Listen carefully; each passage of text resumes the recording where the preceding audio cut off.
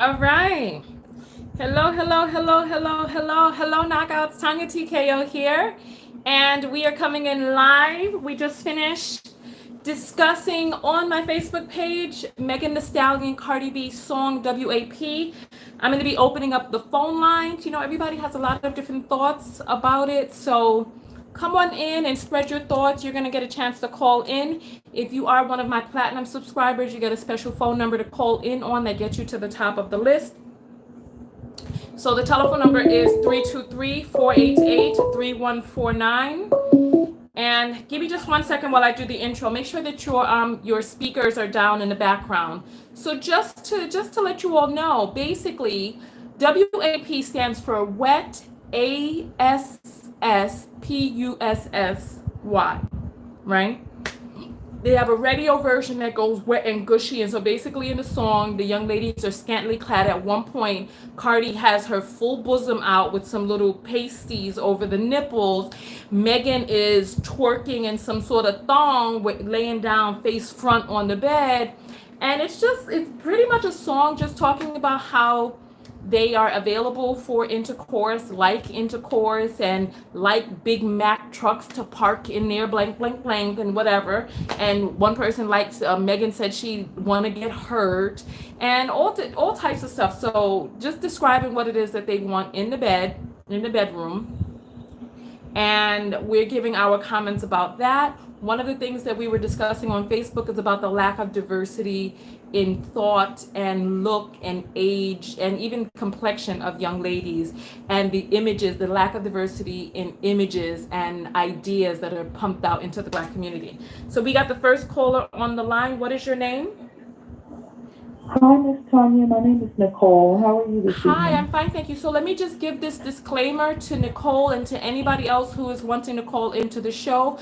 Please know that on my show, I often play devil's advocate. And if you come with a point of view that has not fully been fleshed out or is easily disproven, I may at times challenge your thought. If you perceive that as being rude or you don't like my style or whatnot, I can completely appreciate that, and I beckon you to go forth and find another content creator whose style you more aligned with. Okay, so that is the disclaimer for you and anybody else who's going to be calling into the show. All right, so go ahead now. Tell me your name again. Nicole. Okay, Nicole. So what is your thought? So, I'll be honest with you, I'm conflicted on it.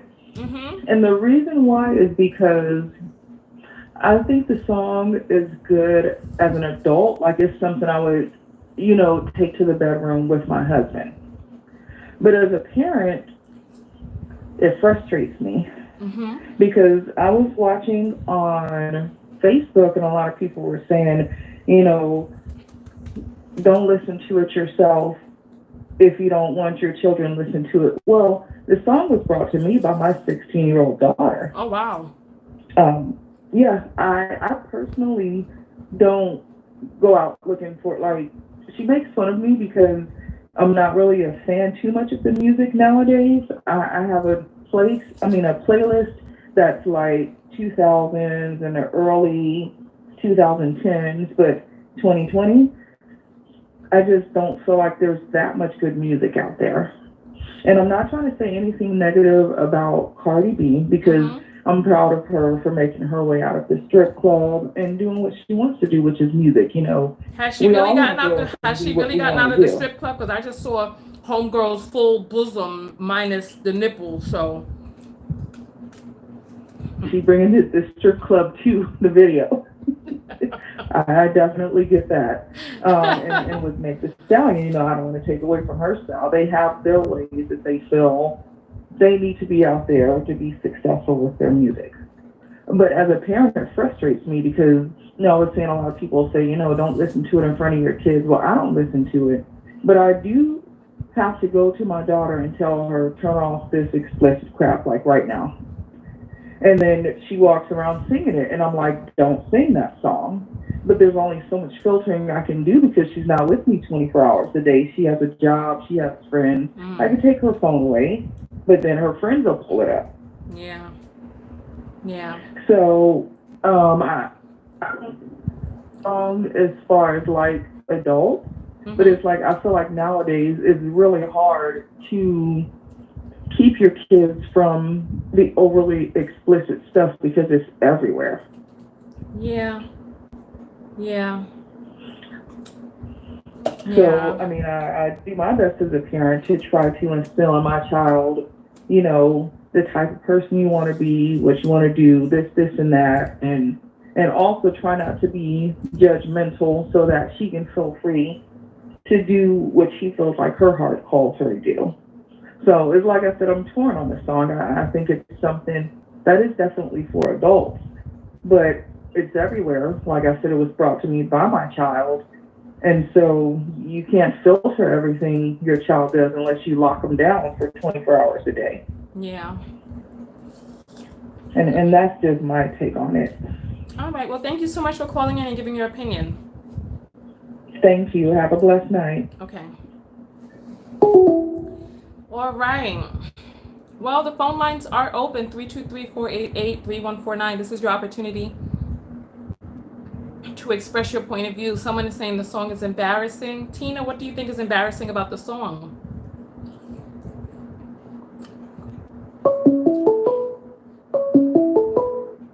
You're on the air live with Tonya. What's your name? Yes, I need you to turn down the computer in the background and just talk to me through the phone, okay? Okay, can you hear me? Yes. Hi, how are you? Hi, what's your name? Cat, like the animal. Okay, hi, Kat. So what is your comment? So my take on it, it kind of just bothers me for the fact it's like making women's bodies like pieces of meat. Talk louder so we can hear you. Oh? Say something else, let's hear. Better? Yeah, that's better. Okay.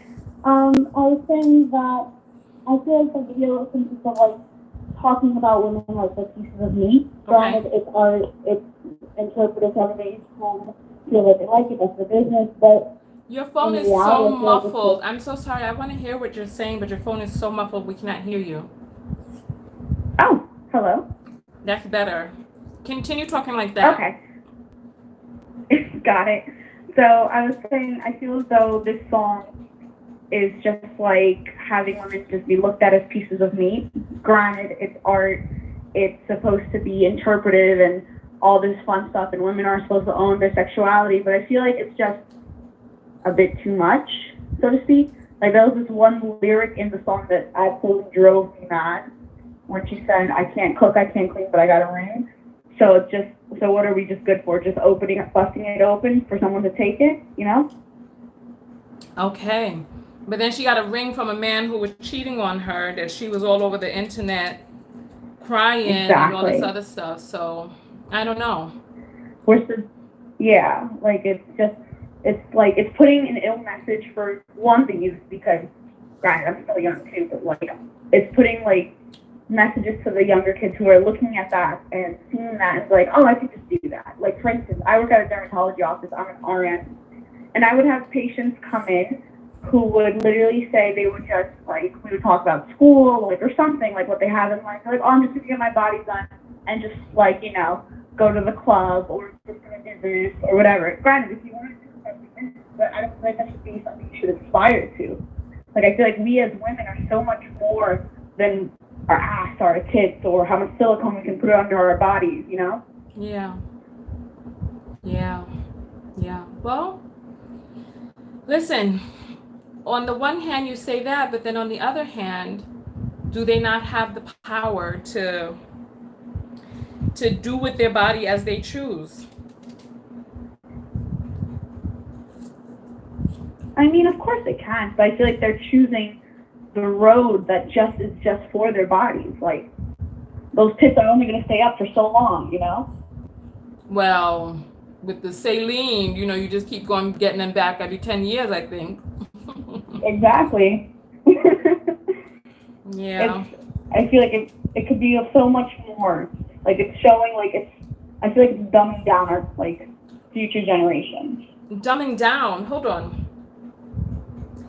Now, Cardi B is a cool person, but she's not the most intelligent seeming woman. I'm sure she has bits of intelligence, or I'm sure she's intelligent in many ways, but was she chosen? Did they not have the opportunity to choose a more intelligent person to give a record deal to?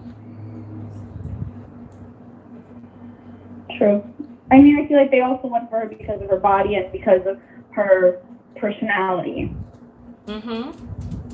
So Cardi B got started in, Cardi B has a magnetic personality that appeals to a lot of different people because of how raw and how real she is, but she's never promoted herself as someone who was super intelligent. She's just a person who people tune into. She had the numbers.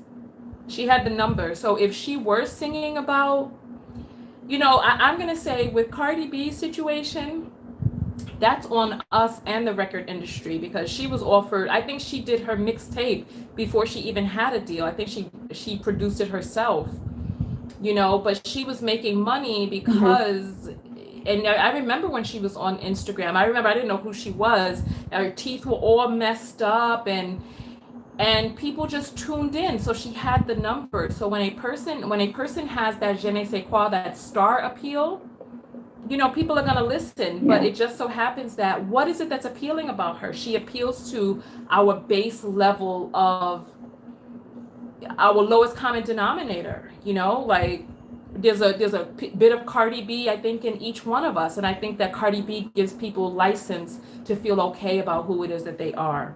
You know what I mean? Of course, yeah.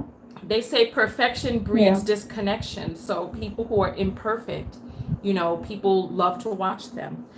All right. What's your final thought before you jump off? I'm sorry, what? What's your final thought before you jump off? I just feel like it's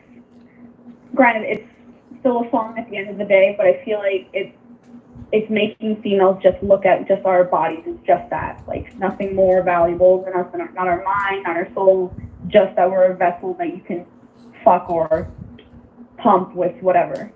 Okay. Would people buy her music if she was talking about arithmetic? No, I don't think so. Okay. All right. Then there's that. Thank you so much for calling in. Thank you. All right. I'm going to do a survey. How many people here came over from the Facebook broadcast? If you did, put up the number 1. We're going to do a 1 on that one. You're on the air live. What's your name? Hey, Tonya. This is Michelle. Hi, Michelle. I just need your computer to be turned down in the background. I don't even have a computer on. I have a cell phone. Oh, okay. Because I heard a little bit of an echo when you came through. Yeah, I heard it too. Is it done now? Yeah, go ahead. Okay, good. So I am in my early 40s, and I've lived through, a lot of this stuff with, remember, like Little Kim, the 2 Live Crew. So I don't want to do too much hand-wringing over this video. But I think my problem, not so much with the video or with Cardi B or Megan Thee Stallion, is that there's just no answer. There's no female answer to them. There's no, back in the day, we had an MC Light, we had Queen Latifah, we had Yo-Yo, we had the Brat, we had people who took control and created a space for women to rap about something other than how wet they are or, how they are in bed. They created a space for women to be something else or something powerful. Yeah. And that's my position as an older woman now, is that I understand that this is fun, this is, I don't take it that seriously. But what bothers me is I don't see that Queen Latifah for the young people today. Who is that woman that represents that says, I'm a queen. Yeah. I'm more than just black. I'm more than just breast and butt. I'm something else. Where is that person to counterbalance the Cardi B's of the world? And shout out to Cardi B. This is a young woman who turned nothing into something. And I'm not mad at her. I really am not. But I do just want to see the other side of that represented. I just want a space for something else. Got you. You know what you just reminded me of? That there's really no What? answer to the men. There's no answer to the women. There's no answer to the men either. Yeah, you're right. But I do think, okay, so let's look at the men. You have Kendrick Lamar, and you have J. Cole. No, that's not what I'm And talking about. That's not what I'm talking about. I'm talking about the female answer. So, you know, we have a lot of toxic, degrading lyrics that are coming out of, you know, the hip hop male community coming out towards, you know, women, but there's really no female answer to that except, yes, I am that, and I am more of that. It's kind of like the N-word, how, because like in that song, there's some hoes in this house. I remember when that song came out when I was young, I was offended. I refused to dance. I refused to work up a sweat and put myself into a gyrated state over abusive lyrics. I hated that. And so, me too. Yeah, and so the answer to, you know, men calling women whores is now it seems like the women to come out and say, yeah, I'm a whore, but watch me take your money. I'm gonna be the best damn whore there is. But let's flip into devil's advocacy, right? All right. So back in the days, way back in the days, the courtesans, you know, the coquettes, the women who were the concubines, they were revered by men of power. You know, the brothels and the areas where men could go to receive feminine healing. These were places that were not shamed, but these were places that families, like in Japan, families would send their daughters, you know, to these brothels to become trained in music and dance and art and be able to, you know, cater to wealthy gentlemen, and there was no shame in it. So why do you think we have such a prudish view? Why are courtesans not revered nowadays? Well, I think these songs actually are revered, and I think that these women are revered. They have a place, they have a role, and what I just want to see is, I guess, just a more well-rounded view. And one of the things that I've always loved about you over the years, and I'm sorry if I'm echoing, I don't know why, one of the things I've loved about you is the embrace of femininity and the embrace of sexuality, along with the embrace of intelligence and esteem. So I think there's a space for it, and I want a space for all of this. Okay. But in hip hop, it's all about Cardi B. Yeah, but then, you know what? We've come upon the 5 minutes, so I'm going to take the next caller, but there's a lot of things to think about. I appreciate you calling in. Thank you. Thank you. Bye-bye. Okay. All right. So the phone lines are open. Yeah, no, I'm not talking about male rappers because I think that there is a little bit more diversity. Because, like, Drake doesn't rap about, you know, his ball sack. I think that men have a different standard. I think the promotion of women is to be ready, available, and have that wet and gushy just there waiting for him to bring through. And so now the idea is if you have enough money, or if you're doing enough of this or that, then you can get this wet and gushy, right? I don't know. One of the things I didn't really personally, I didn't really see the empowerment of the song. You know, it felt like more of the same, and it felt like I'm here and available for you, not you will be there to do as I please. It just sounded like a lot of things that men like to have done. You know what I mean? You're on the air live. I need you to turn down your computer. Okay. I need your computer to turn down in the background. Oh, sorry. Yeah, so when you... All right. So what is your comment? So I want to comment that it's really unfortunate the way in which women, I don't want to be general and say all women, but the way in which Cardi B and Meg Thee Stallion portray women and what is appropriate as far as music nowadays. I think it's really unfortunate that some of the comments that I read was they wanted to attack Kendall or Kylie Jenner for being in the video, and it was like, well, this is Black excellence, and we should have someone else. The other names that they wanted to substitute, and I think that if this is Black excellence, what type of standing do we have in the world? If this is what we want to portray prostitution, that is something that makes me sick to my stomach to really think that this is Black excellence. That is not Black excellence. Black excellence is empowering women. The Beyonce Black is King. That is something that I think is Black excellence. But to think of portraying women as prostitutes, I think that is just really unfortunate. Sorry, give me just one moment. I just want to do a quick survey.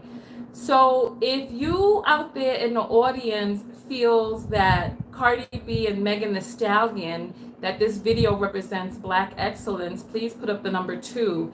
If you think it does not represent Black excellence, put up the number 3, because I'm not, because you sound like you're arguing against people that I haven't seen say that it was Black excellence. So,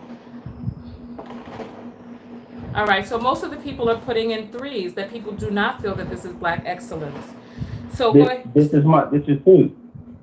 So okay. So what is your next thought then, since no one here is saying that? Well, one person, the first person who put up a 2, but other than that, everybody else has put up a 3. So what's your next thought this then?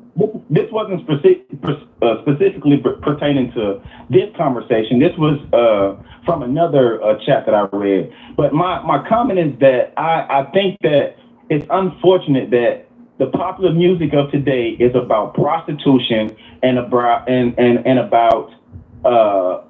basically degrading yourself or using your body as a temple to make money, and that's not what it should be.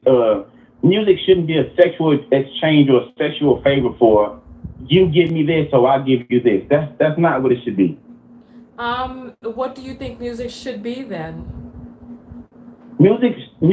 Well, I don't want to put music in a box where we say that this is it's one way that it should go, but whenever we have a platform as wide as Cardi B and Meg Thee Stallion has, young people, especially young teenagers, that's who consume the music more. They feel like that is okay, and they seem to be amplified to think that this is what is expected. This is okay. This type of behavior is praised. So you said that's not. You said that's not what music should be. So what should music be?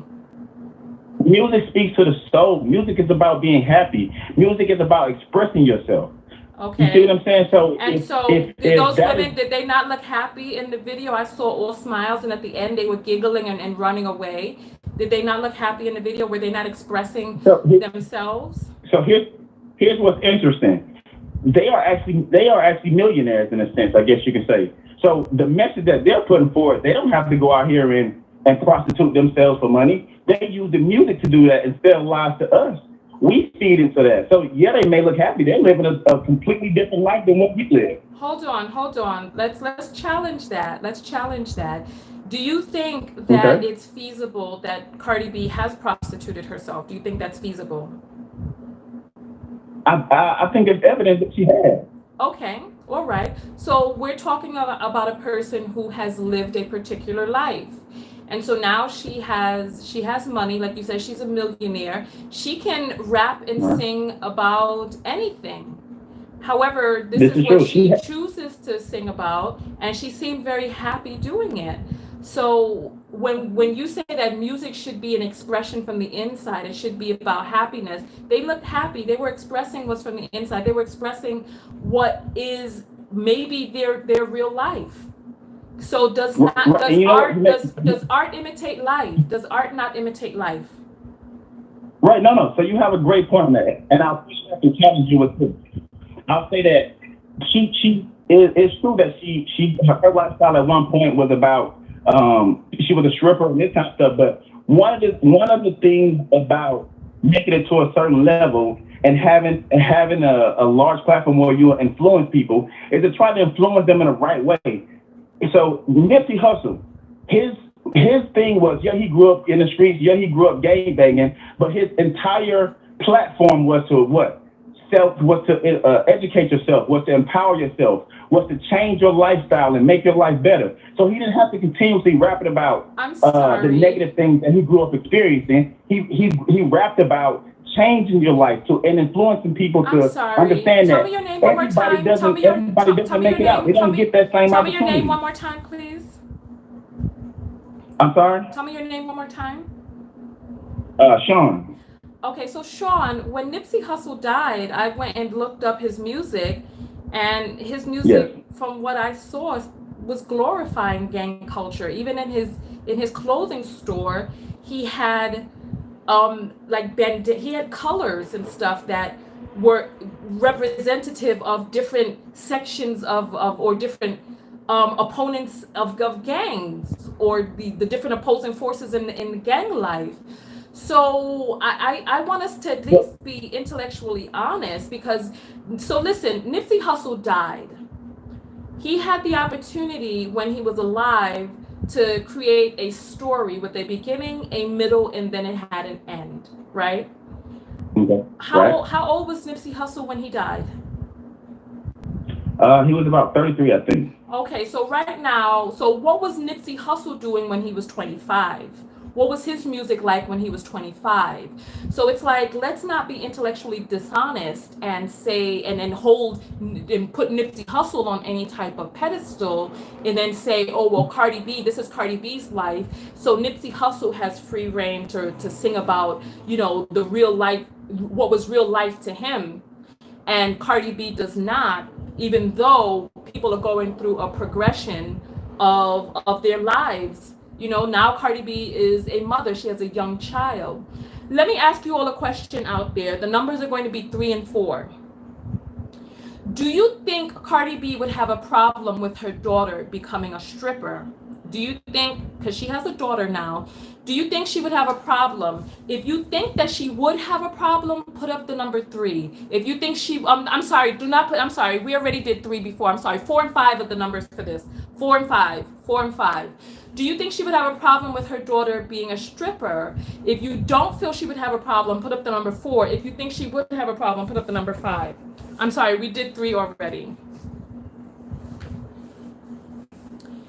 All right, so people are putting up 4 that they do not think that she would have a problem with her daughter being a stripper. So it's not like she's promoting. Let me ask you a question. Do you think Cardi B would have a problem with her daughter being a stripper? Well, I'm actually not sure. Based on her music, I would think that if she was putting forth based on the type of music that she put forth, I think that it would be hard pressed for us to think that somehow she would be telling the world something that she isn't telling her daughter. And I just wanted to push back on one thing you said about Nipsey Hussle. And I don't want to go down the road of talking about Nipsey Hussle, but I just feel like even though, like you said, he definitely did not shy away from who he was as far as his gang culture, but he also talked about unification. The colors that he wore, the people that he hung around were from all walks of life. So from not only he didn't talk about the pitting gangs against each other, Crips and Bloods. He talked about bringing the power of bringing all gangs together, bringing all individuals together for a collective force for good. But we're getting off the topic. The topic is what music. And I don't want to get off topic, but I just wanted to make that point. I just wanted to make that point. The reason why we even talked about Nipsey Hussle is because you were saying what music should be. Music should be. I was talking. I brought him up to talk about point out the difference in how an individual could have grown up, but they're changing and the message that they put forth. And he grew up a certain way. He died in his 30s. And in his 30s, he had made a change. Cardi B is still in her 20s, and age is irrelevant. That has nothing to do with it. I asked you I asked you, what was Nipsey Hussle rapping about in his 20s? Because the music that I heard was toxic. It was toxic, it was abusive, there was B words, there was glorifying. It was still ambitious. I didn't hear ambition in this. Okay. Cardi B has never made an ambitious song. There's nothing about her music that is respectable. You know what? There's nothing about her music let's say to you. Put forth. To you. Would you respect? Let me ask you a question. Would you respect any woman like Cardi B or Meg Thee Stallion? Do they deserve respect? Yes. Yes, of course. Yes, of No, course. They don't. Listen, you know what? And that's your toxic masculinity speaking, because if you feel that a person who is sexual does not deserve respect, then that goes into what you have been taught about sex. That goes into what you've been taught about sex. So what you're saying to me is, what you're saying is the fact that she can put forth that in order that you can't talk to me unless you or you can treat me in any way you want to, just pay me. Then that deserves respect. That's her message. You can do whatever you want to me. I'll do whatever it is you want, but you just have to pay me. Can you name any song where Cardi? Can you name any song Cardi made where she talks about killing people? I heard lyrics where Nipsey Hussle was talking about killing people. What? Time out. Cardi B is a gang member. Listen, we're talking about killing. I haven't heard any of her lyrics where she's talking about killing. Tell me which song it is. What song? The song she just made. She's killing. No, where she's talking about murdering another black person. You're upset with Cardi because she's singing about her pussy, selling her pussy, and what she chooses to do with her body.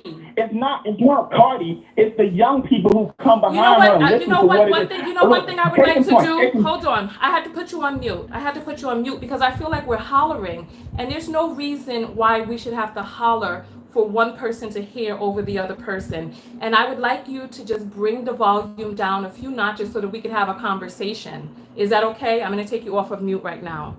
I apologize. Okay. So Cardi B has a right to sell her vagina if she chooses to sell her vagina. It's her vagina. When you start talking about taking another person's life, when you start talking about dealing toxic drugs to people in exchange for money, there's a huge difference between what you decide to do with your person and what you actively do or participate in with another person who at the detriment of what it is that you're providing harm will be caused to them, like from drugs or losing their life. Right? So I think that, yes, age has a lot to do with it because Nipsey took some time to get to where it is that he is. You know what I saw Cardi B do? I've seen Cardi B participate in politics.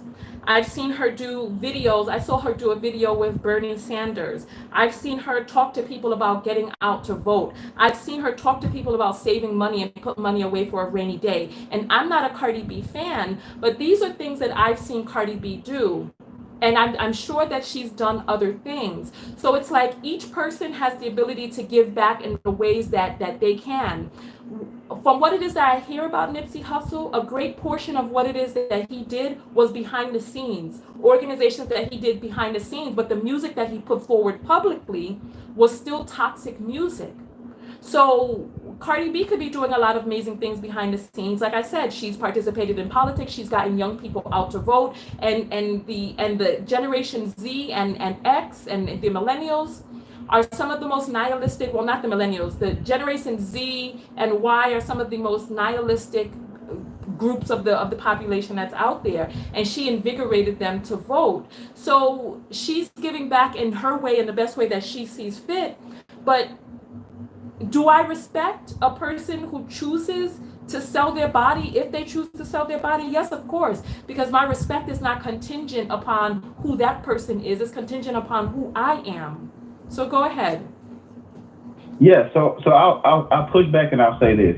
So you talked about how Nipsey Hussle pushed selling drugs and that was the poison. So I will counter that by saying Cardi B's message is extremely poisonous to the minds of young people. And I'll give you an example. So Nicki Minaj, during the time that she came out, she one of her thing was putting forth the big butts, the plastic butts, the plastic chest. And now we can see the effect that has on the body of these individuals, from being cancerous, from individuals having to now get these breast reductions and everything. So in the beginning, yeah, it was like, oh, she's a pioneer, she's a great woman. But now down the road, we see the cause that it has. So yes, Cardi B may have put forth some positivity about voting and that kind of stuff. But if you ask me, that was PR. What does her action say? What does she do on a daily basis? What does she talk about?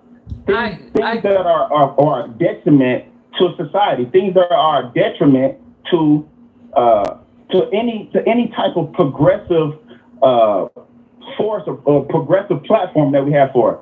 How can in the sense of when Megan was shot, unfortunately, she wanted individuals to shower her with concern, shower her with compassion and understanding.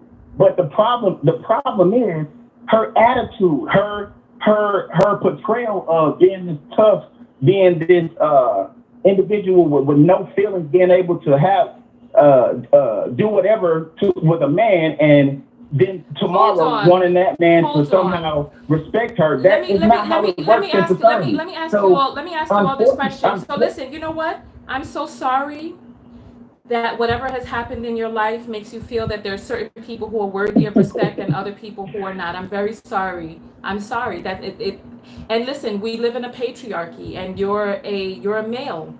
And there's a lot of toxicity that's taught to men about how they should regard women, especially Black women. So I'm going to let you off of the line. Thank you very much for calling in. Thank you. All right. So listen, I'm gonna do a survey out there. So there have been many hard female rappers who talked about carrying guns and all types of stuff. Let's use Rod Digger. You're on the air, but I'm going to be talking for a minute, so I'm going to come to you in a moment. Just make sure that your computer is down in the background. So who's the hardest female rapper that you know of? Who's the hardest female rapper? So we had the Brat. Name a female rapper that talked about toting a gun. Name Queen. Okay, so Queen Pen. Okay, so name a female rapper that talked about having a gun and shooting people, etc. I want you to name a female rapper that Missy never talked about shooting anybody. Okay, Yo-Yo. Okay. Did Little Kim really talk about shooting people? All right. You know what? We can. Okay, Remy. Okay. So I want you in your mind to think about the hardest Black female rapper that you know, the one who talked about carrying a gun, toting a gun, and all this other stuff, right? If a man shot her, do you think that she would be worthy of our empathy? If a man shot the hardest female rapper that you know, if a man shot Little Kim, right? Do you think that Little Kim would be worthy? If you think that she would be worthy of empathy, put up a number 6. If you think because she rapped about being hard that she doesn't deserve our empathy, put up a number 7. So I want to see those 6s and 7s. If you empathy 6, no empathy 7, right? I want to see these numbers. Okay, so the 6s are coming through. So why is it that because a young lady is sexual, that now we feel that she doesn't deserve empathy if a man shoots her? And it's like we have to realize the toxicness that Europeans have taught us about sex, which has made us become bifracted from our own natural inclinations as human beings. We are sexual beings. But why is it that we hate sexual women so much that if a sexual woman gets shot, so the hardest woman that you know of gets shot and we still have empathy for her, but a sexual woman gets shot and we're like, you don't deserve respect. Why would we respect you? You're sexual. You deserve to get shot? And it's like, we don't listen. And, and when we do these videos about women needing safe spaces from XY chromosomers, this is part of the reason why, because there's a toxicity that's ingrained in the socialization of many people who are XY chromosome, and they don't realize, like the guy who just called in, he's like, oh, it's perfectly normal to think that of course, why would anybody respect them? That a woman singing about selling her own vagina, if she chooses to, is just as toxic as somebody talking about killing somebody else. You're on the air live. What's your name? My name is Ray, Tonya. What's your name? It cut out. Ray. Hi, Ray. So what's your comment this evening? Okay, first of all, I love you. Thank you. You know what? Pause for just one moment. I need to give a shout out to Nori. Oh no, Noir Rouge. She says it's about men wanting to control women's sexuality. So because Megan puts a price on her vagina, she says, listen, you can't gain entryway unless you do XYZ. Then they're like, oh, well, BITCH, if you get shot, you're shot.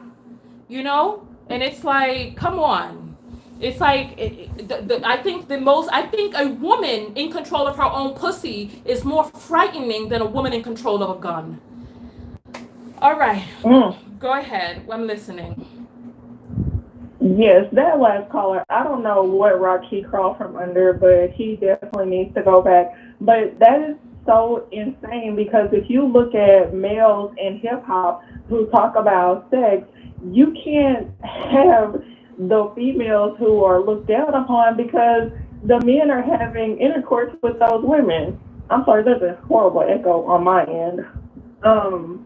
But that's just so insane to me. You look down on the women for talking like this, but every single song, men always talk about a woman. They don't even have any identity of self or success without a woman. Okay. I don't know. I've never thought about that before. So you're saying that most male songs are about women? They definitely include women. Every single song. Like I don't like mainstream hip hop. Like I love Young M.A. And when you talked about a hard rapper getting shot, I thought about Young M.A. I was like, she's a lesbian. She's a thug lesbian. She has the appearance of a male. I was like, if she were to get shot, nobody and their mama would care at all. You think they don't care about Megan? They really wouldn't care about Young M.A. You don't think she's that they like would the care? sweetest thing. Like I see her in shows and things like that. But yeah, absolutely, men want to crap on women for how they conduct themselves and things like that. But if you listen to their music, men are the hoes. They are the biggest hoes of them all. Hold on. Megan I Young need do not to do a survey. What was the last numbers? The last numbers was it 5 and 6 or 6 and 7? Let me scroll back and 6 see and what 7. It was 6 and 7. They were 6 and 7. Okay, so we're gonna do 8 and 9. If Young M.A., if she got shot, do you think if you think people would not care, put up 8. If you think people would care, put up a 9. So no care 8, care 9. I want to see this. Do you think people would not care about her? Wait a second. Actually thinking about it, they might actually care because she does have the persona of a male, so they actually might care. People are putting up 8s. They say people would not care about Young M.A. if she was shot. Come to think of it, they actually might, because she doesn't have the demeanor of a female. She has the physical appearance of a male, so they actually might care. I don't even know what to say. Meg Thee Stallion is very feminine. And because Young M.A. carries herself like a male in her music, she talks about women. She talks about having relationships with women. She has beautiful, big booty women in her videos. So they actually might treat her like a man and cut for her. Wow. Okay. Wow. But that double standard is absolutely ridiculous.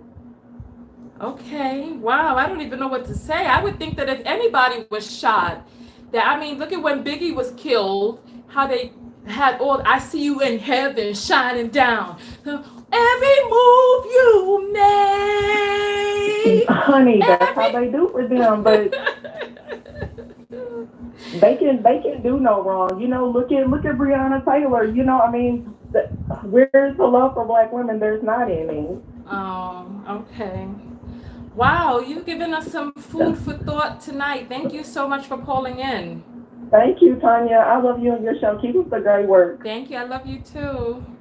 All right, bye, honey. All right, phone lines are open. Wow. I don't even know what to say because I'm like, I would think if anyone was hurt that we would care. But I guess not. You're on the air live with Tonya. What's your name?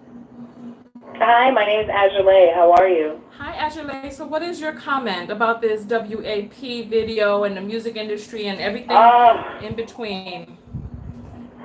Well, first and foremost, I just want to say blessings to you, Queen, first. Thank you. Before I go into that. But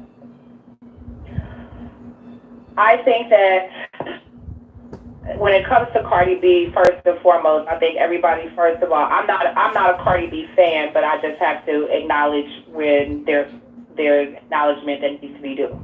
Okay. She was the only person that has been on Love and Hip Hop that was discovered through Love and Hip Hop, because Love and Hip Hop is a platform where you're supposed to be unknown and discovered and make something about yourself. Right. And she was the only person that got that bag correctly. So first and foremost, I'm going to say that about her. I'm a New Yorker as well, so that's why I have to respect her hustle. Now, after she had given birth and she became a mother, that, to me, is when a little bit of her style should have changed. Okay. We know what she looks like, elegant. We watched her go into the courtroom with the suits on. Now, with the song is garbage.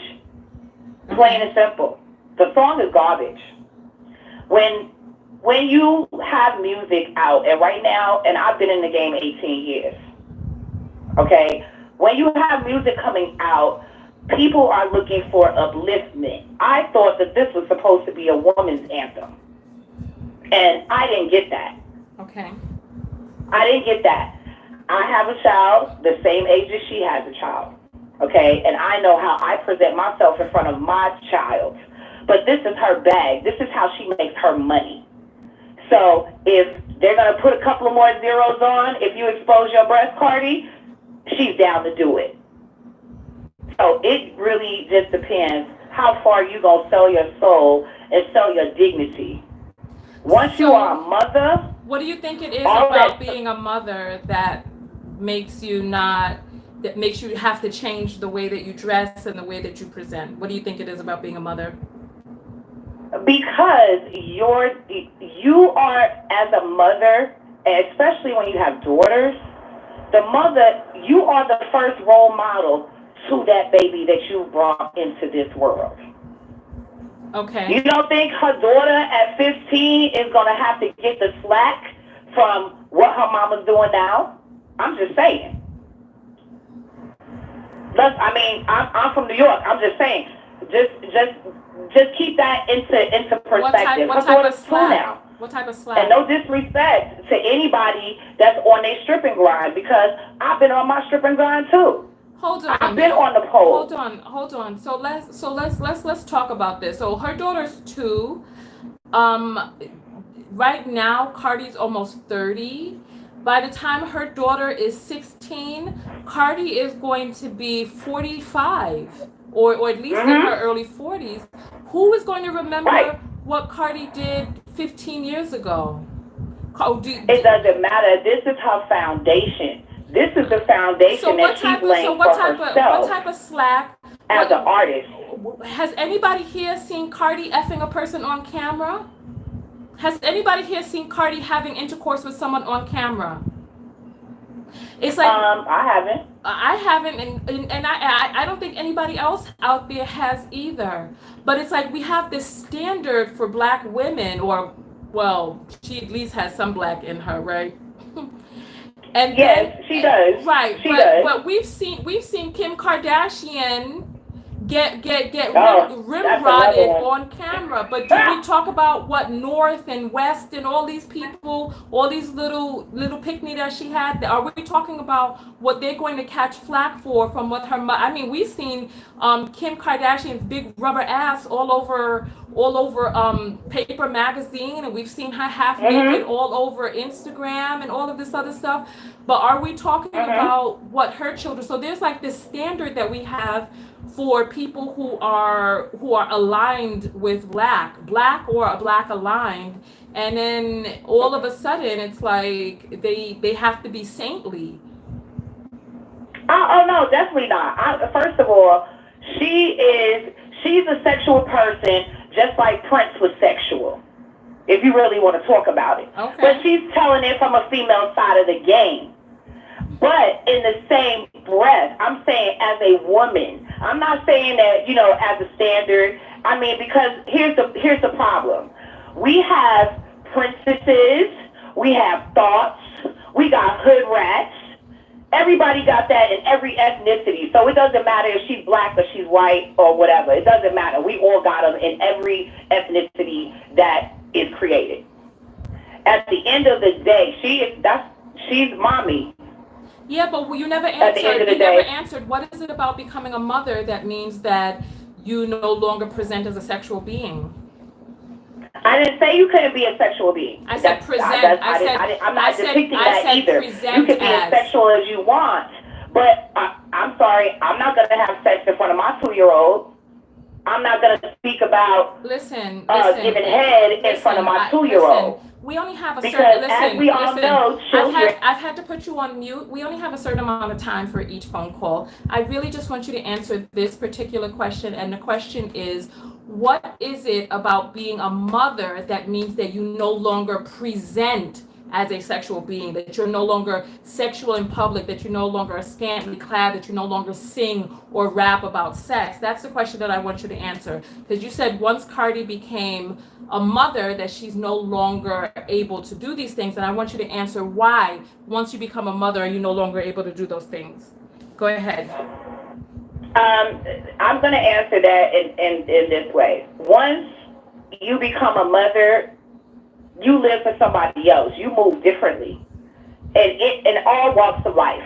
If you act differently when you're carrying your child and when you're single and you're out doing your thing and out turning up and all of that, and then you become a mom and your whole focus is redirected. Only thing that I was saying as far as her sexuality is she can be as sexual as she wants, but she can kind of tone it down, or she can use other. I've had to put you on mute again because I really want to focus on that. That's what I really want you to focus on. So because you chose to make your focus, your child, or because other women decide to make their sole focus their child and fully concentrate on that, does that mean that there are not other women who are able to do things in a different way? That's the question. So women can do it. Women can move any way that they want to move. I'm not judge and jury. I'm not perfect, and I can't throw no stones at nobody. But I don't have Cardi's money, because you can't really compare her to the average woman that's living in Brooklyn on North Street Avenue, that's a mother, that's an inspiring artist. Exactly. There's a whole bunch of talented. So I've had to put you on mute just real quickly again. So Cardi is a millionaire. Cardi can afford for her child to be taken care of in every single way. So her child would never want for anything. So if she has all of that money to be able to care for her child and make sure that her child has the attention that she needs and makes the amount of money that she can be there herself, then why is it that she has to be held to the same regard as you or somebody else that you feel should behave a certain way? Okay, go ahead. That's the question. I'm just saying in that regard, regardless of how much money anybody has. And I think we're all learning that right now and what's going on right now with this pandemic. You can, as an artist, they're all hurting too. We can see them as having more than the average person and being a multi-millionaire. I really want to focus but at the same time, they're hurting the whole too. Mother thing. Okay, you know what? Thank you so much for calling in. Bye-bye. All right, so phone lines are open, 323-488-3149. And if there's somebody else that feels that once you become a mother, you should no longer present as sexual, I want to hear why you feel that way. You're on the air live. Please turn on your computer in the background. I did. Sorry about that. Okay, so what is your comment? Okay, I just feel like that as society, like, we're being hypocrites. we saying we don't like Cardi B, but she's popular because they made her popular. Like, we support strip clubs. Not everybody, but the majority of people support strip clubs. Majority of people are watching porn. Majority of people are listening to this type of music from males. So when a female do it, it's all of a sudden all wrong. When the female is on TV, it's all wrong. But it's a whole bunch of strip clubs, a whole bunch of porn out here. So what's the problem? Okay. That's what I don't get. Like, I don't go to the strip clubs. I don't support porn, but a lot of people do. So why is it when a female does it, it's supposed to be something wrong? I don't understand that part. And yes, I do have a daughter, and I don't want her to be involved in that stuff, but you only can censor so much. Why is it okay for a male to be extra sexualized but not a female? I don't get it. I don't see the uproar. I just don't understand it. Okay. Maybe I'm wrong in my opinion, but that's what I don't understand. Like, why we have this understanding? We support all this other stuff, but I think women are held to a different esteem than men are. But I feel like we need to raise our sons. We need to raise our sons like we raise our daughters. Just like we raise our daughters to not do certain things, we need to raise our sons to take pride in their body too. It's never going to be balanced if we don't raise our children the same way. You can't raise girls to be pure and innocent and then raise boys to be out here wild. No, you need to raise your sons just like you raise your daughters. Have both of them respect their bodies. If you're gonna get that way, it shouldn't be one way in, and then when they get older, you're going to find a suitable mate. But how they come find a suitable mate if you raise our sons to my females? Okay. I still hear an echo when you're talking, so it's a little distracting. Oh, I'm sorry. I got you on speakerphone. Is that better? Yeah. Let's see. Hello. Okay. Yeah, that's much Hello, better. can you hear me? Yeah, I can. All right. So, I was distracted from the echo that I didn't really. What was your last point? I was saying that we should raise our sons the same way we raise our females. How we expect our females, our daughters, to have a respectable mate when they get older if we teach our son a different standard from them. We should teach them the same. We can't be hypocrites and saying, okay, one is good for males and not good for females. We should raise them the same way. Well, I think that there's a different standard that exists because women are keepers of the womb. And I think that there is a larger responsibility that goes on a keeper of the womb than a person who totes a penis. Because keepers of the wombs are the ones who, if you're in a household, the pregnant person is going to be in your household. And so if your son impregnates someone else, that impregnated child, yes, he will be involved in all this other stuff, but unless they live together, she's going to be in her parents' home. I think it's a little bit different because for 9 months, that girl has to be there with the child, has to. For those 9 months, the boy, he has a little bit more autonomy. I'm not saying that it's right, but the evolutionary success or reproductive success for male is different than reproductive success for female. So I don't know if it's possible for us to raise boys and girls in the same way. I definitely think that boys need to have more respect for their bodies, et cetera, et cetera. And I think that there's definitely some things that we can do to eliminate a lot of the toxicity that we raise boys with. However, to say that boys and girls should be raised in the same way, I don't know if that's possible. I understand what you're saying. Yeah, I feel I do get what you're saying. Because a boy, by the time he is 16 years old, his little nuts are gonna start fibrillating. You know what I mean? They're gonna start quivering and wanting to be emptied. And I don't think that little girls have the same thing going on at 16, that they're like, oh, I just gotta go out and get some penis. But little boys, they start having the desire for intercourse when they're young, and you have to figure out how to properly navigate that in a way that's responsible. Yes, I totally agree. And that's by saying which is responsible. That's how we need to raise them, by showing them, by telling them, teaching them about their bodies and not just letting them run wild. Yeah. All right. Well, you know what? Yeah, Thank you so have- much. Yeah, I see what you're saying. Thank you so much for calling in. Oh, No goodness. problem. Thank you. Someone said try 11. Oh, goodness. So boys at the age of 11, they already start feeling the heaviness down there? Oh, goodness. They don't have much time at all, do they? All right. You're on the air with Tonya. What's your name? Hi, my name is Nay. I am just wanting to speak on the fact that I call myself the lost generation because I'm between the millennials and Gen Z. Okay. And nobody really represents us because everybody thinks we're either millennials or Gen Z. Okay. But honestly, I just want to say that as a young person, I'm 21, about to turn 22.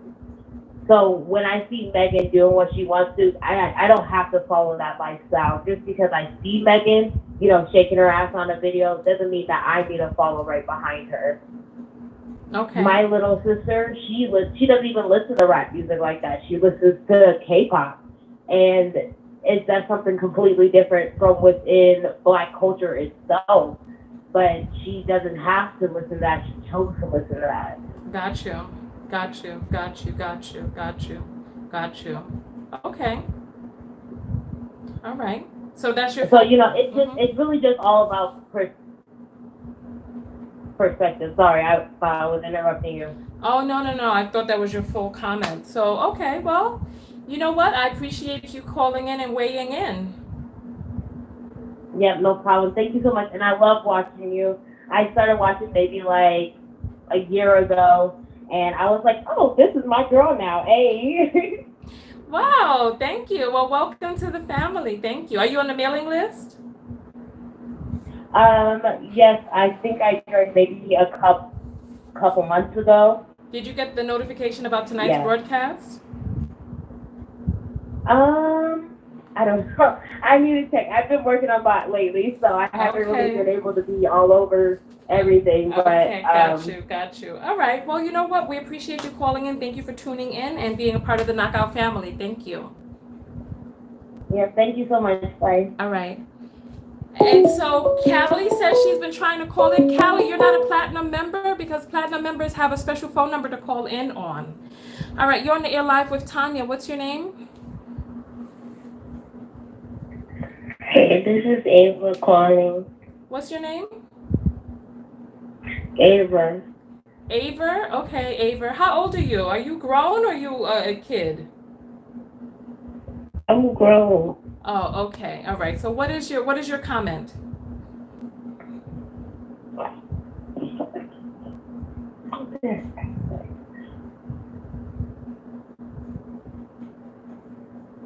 Hello? Yes, what is your comment, Ava?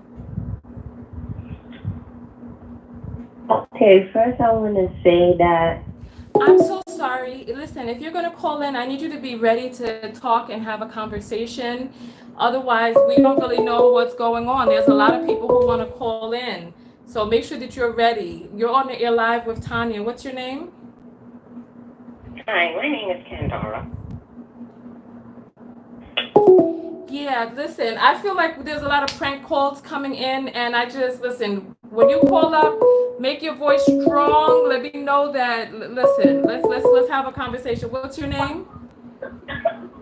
My name is Eva. All right. Let me see if I need to start blocking some of these phone numbers. I'm not in the mood for playing the games this evening.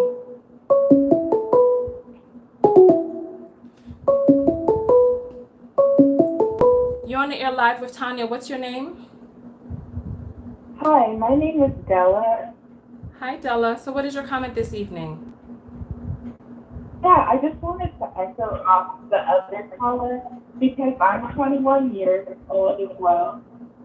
Is there an echo? Is there an echo? I hear a little bit of an echo, but go ahead. Okay, I'll get off the Bluetooth. Can you hear me now?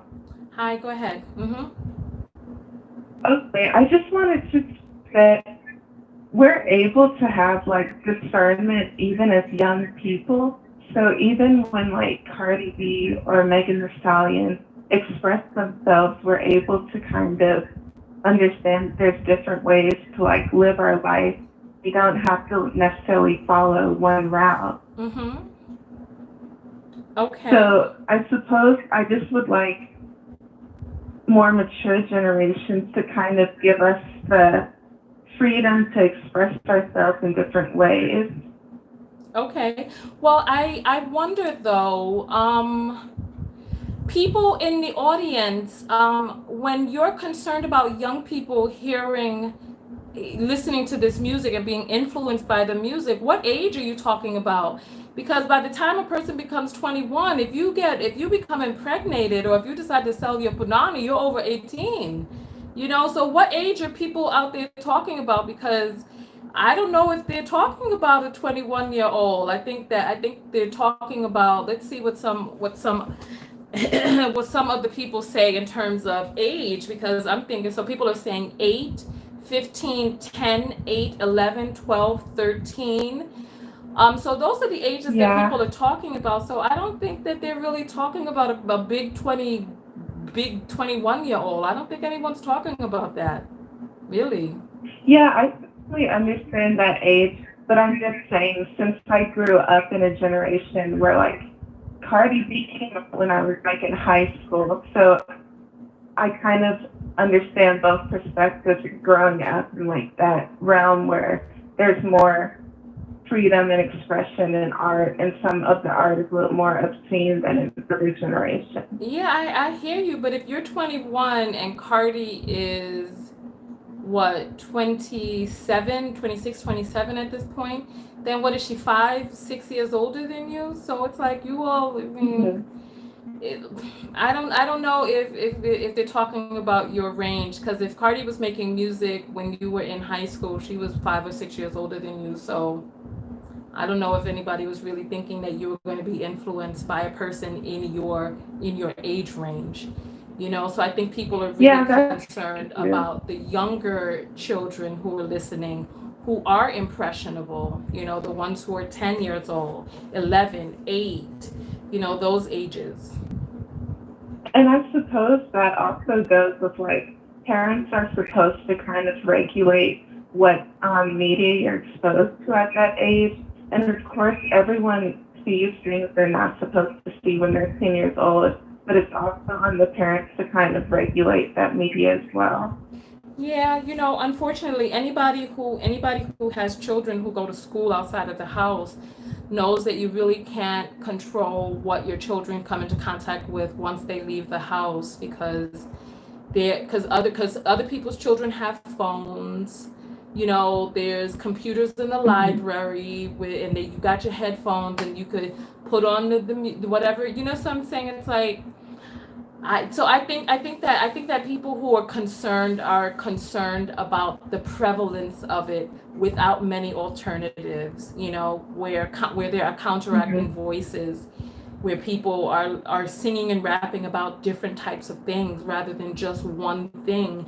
Because if there's only one thing that every woman is rapping or singing about, then where does your child really get a chance to get away from that one thing that is just really prevalent, And I suppose my last and final point would be just on that about the alternative sources. Like, certainly Cardi B and Megan Thee Stallion are some of the hottest female rappers, and I listen to them frequently, but I also listen to rappers like No Name and Tamaya and Chica, who are more, they're not necessarily as sexual, and they do rap about more women's empowerment. So I would say we should uplift alternative rappers who do kind of have those deep points. And if we put as much effort into the alternative rappers who aren't necessarily as mainstream as we do about like denigrating the mainstream rappers, we probably would be able to have a more balanced media platform. Okay, so why don't you do this? Why don't you jump into the audience and write down the names of some of these artists that people can hear about, because it's a multi-pronged issue. It's a multi-pronged issue when people don't know about the other artists. The other artists are not able to get deals. If they do get deals, they don't get promoted as far and as wide. And so, well, first of all, most of them are not getting deals. Let's just be real about that. So they have they have to go to alternative record labels or just put their videos up on YouTube. And even on YouTube has come up with ways to stop people from getting views. So it's gone are the days where Justin Bieber or somebody could come up on YouTube and become super famous, especially if you're a person of color, because there's still racism in the algorithm. Certainly, there are things that are deliberately delivering certain types of artists to people, and only promoting certain types of artists. So absolutely. Okay, I will put the names in the chat. Thanks a lot for taking my call. Thank you. Bye. All right, so we're going to talk for a little while longer, and then we're going to jump out of here. You're on the air live with Tonya. What's your name? Hi, my name's Dion. What is your comment, Dion?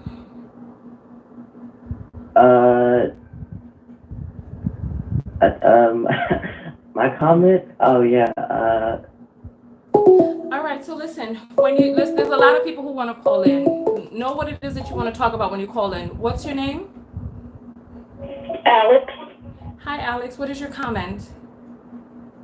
Hi. I had about Cardi B. I just wonder when women lose their softness. It's like music now. I don't agree with it, but I don't hate on it. But it's like, I don't get why you have to be so sexual or I have to be overly sexualized. I get that that's how people market and sell their product.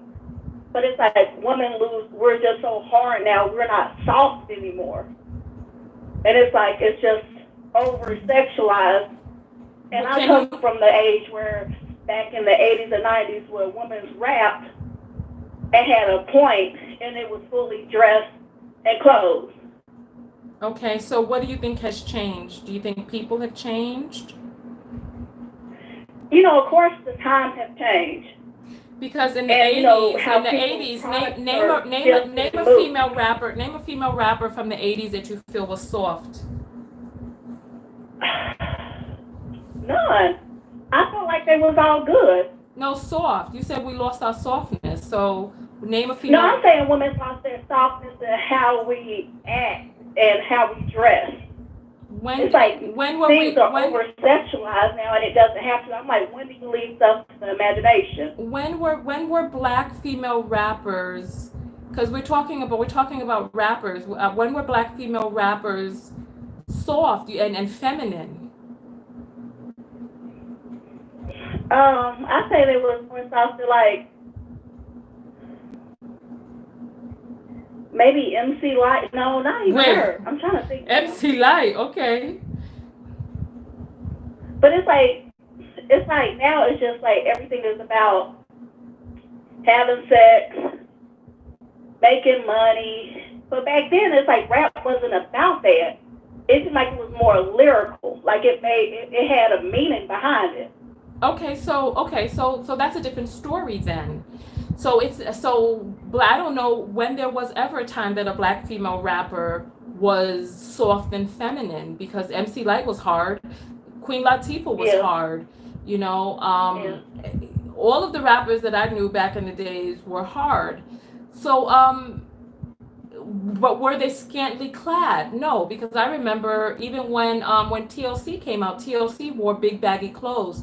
When did the change happen? And let's see if we can pinpoint. When did the change happen? I say about Little Kim when the change happened, when it was over sexualized. That's a vivid. Like I don't know what cover it was, but when she was with the bikini and her legs was gapped open. Okay, so it changed with Little Kim. So Little Kim claimed she was writing her own lyrics, but how many of you out there thought that Biggie was writing her lyrics? So we're going to do 10 and 11. 10 for yes, you think Biggie wrote her lyrics. 11 for you think Little Kim wrote her lyrics. So I think it was more Biggie, but I think it was probably a mixture, but I think it was more him. But I think he had a vivid image of what he wanted. okay, so somebody else, is saying Trina. So Trina came out before Little Kim, didn't she? No, I thought it was Lil' Kim. You think Little Kim came out before Trina? All right, I think I want to say so. Okay, I don't know. You all let me know who came out I remember first. the Trina, now, but I remember the Little Kim when she had the green wig, Crush on You and all that. Okay. I want to say that came out before Trina. Okay. All right. Okay. So they're saying Trina came second. Okay, Little Kim was first. Okay. So things changed around Little Kim's time. So basically this is the progression, right? So we had hip hop and we had lyricists and we had people who were rapping from a lyrical place, right?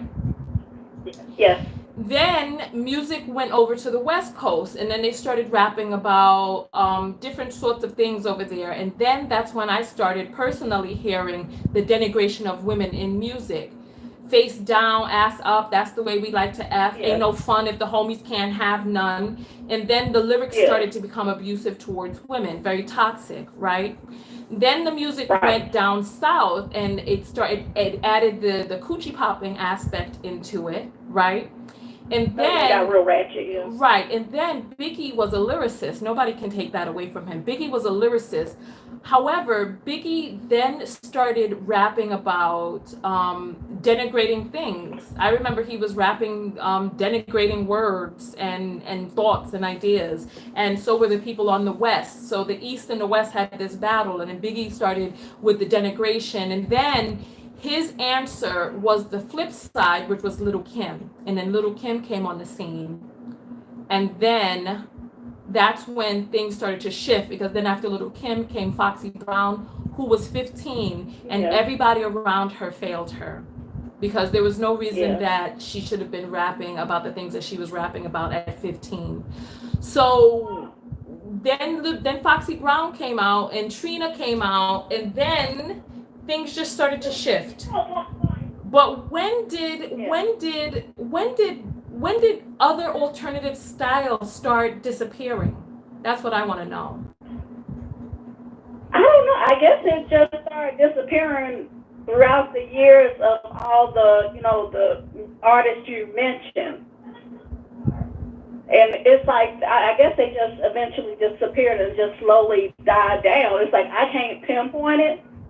But it's like, I know if I had a daughter, I wouldn't want her to listen to that. Or I wouldn't even want her to be around somebody who listened to it, because it's like they're a product of their environment. I don't want my daughter to be listening to something about her pussy being wet. That's not cute to me. Well, you know what? But don't get me wrong, to each their own. No. Listen, I hear you. Of course not. Of course not. When you say your daughter, what age are we talking about? 8, 9, 15, No, I'm 20? saying if I had one, if my son is 9, but I wouldn't want him, if I have a niece, and she's 15. I would not want her to listen to it, but I know this world we are in, she probably is listening to it. Mm-hmm. But it's like, I don't want her to think that her pussy have a value like that. Like, hold something to the imagination, hold something dear to you. It's just like everything is like, sex is just for sale now. That it's not, it have no worth. Well, apparently it does have a worth if they're assigning a financial value on it. But let me ask you this question, because there was someone who called in earlier, and they were talking about men and boys being raised in such a way. So how much sense does it make to continue to raise Black girls into thinking that they're going to have some happily ever after if they're just pure and virtuous enough? How much longer do we raise black girls into thinking that that every black girl is going to get some happily ever after with the horse and carriage ride and the black man who is going to be there for her? And first of all, there's 2 million less black men than there are black women in the United States as of today. Only 21% of them get married. So how much longer are we supposed to have these virtuous, pious young ladies out here saving themselves and wanting to be chosen by some man? How much longer do we continue to teach that? I don't know. I mean, I don't know if that's realistic now, you know.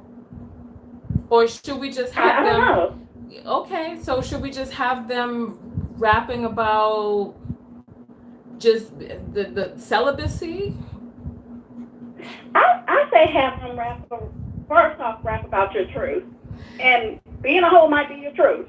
But I'm just saying just be open to other aspects. It just seems like music nowadays are about what kind of bag you can get, you know, just over sexualized. And it's like maybe that's not what we're not gonna hear that anymore because that's not marketable now.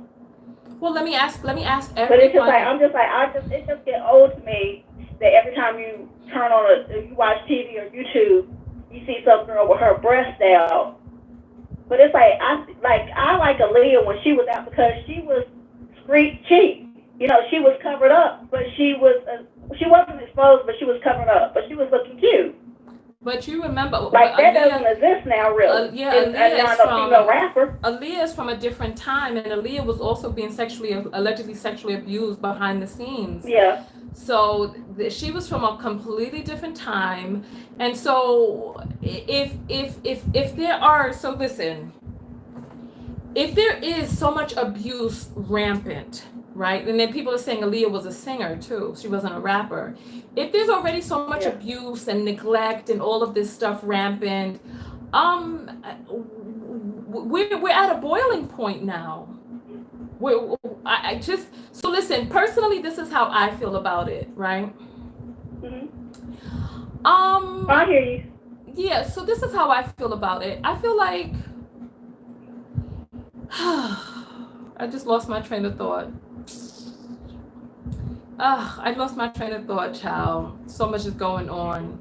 No, but the first time I saw that video was when you put it on your Facebook page.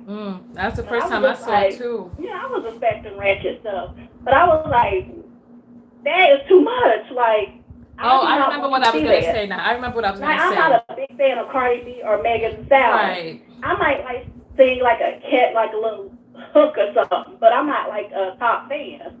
Right. But I'm like, why I need to see your pussy print? Why I need to see your titties out?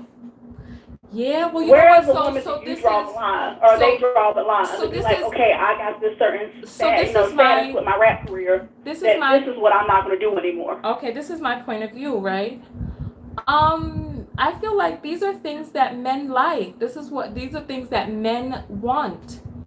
You know, when it comes to who the men are hitting up in the DMs, who the men are pledging their love and their money and their time to, their attention, they're pledging their money, time, and attention to these types of women. They like it. They like sexuality. They like, you know, the sexually available woman who's available for them. And there's just certain things that they need to do in order to be able to gain access. They like these things. You know, and when men were singing about these sorts of things for decades, you know, the music made it into the clubs. The people, now listen, on the one hand, we were like, oh, this is toxic. By the time enough of it was enough, we were like, this is toxic, this is misogyny, this, that, and the other. But men like this. They like those type of women. They love it. They love it. It seems like until she's charging for it. So if they were not talking about a man having to have money and they were just talking about how much they just like to be rammed and all this other stuff, you know, I think that people would be a lot more accepting. You know, men rather. I think men would be a lot more accepting. But you know, these are the types of like what it is that I see. I see women contorting themselves into being a thing that they feel that men want, contorting themselves into being desirable in the ways that men want. Well, men will give women attention, and those are the types of things that they have to do, that girls feel that they have to do. And then now, like what we've been talking about on the. I'm sorry to cut you off. Let me just put this one last point out there, and I'm gonna let you finish up. And then we have people who are not born with certain female attributes, who are then getting plastic surgery and pumping themselves up with certain attributes that then make other women feel like, oh, well, if I want to be able to compete, because men are so foolish. I remember I was at this strip club in Nigeria, and there was this girl there, this white girl with an obvious fake booty. It was so obvious. But when she came out, all the black men came around and they threw so much money down on her that there was no money left for the black girls who came after. And so I see men posting up these pictures of women who have bodies that are biological miracles.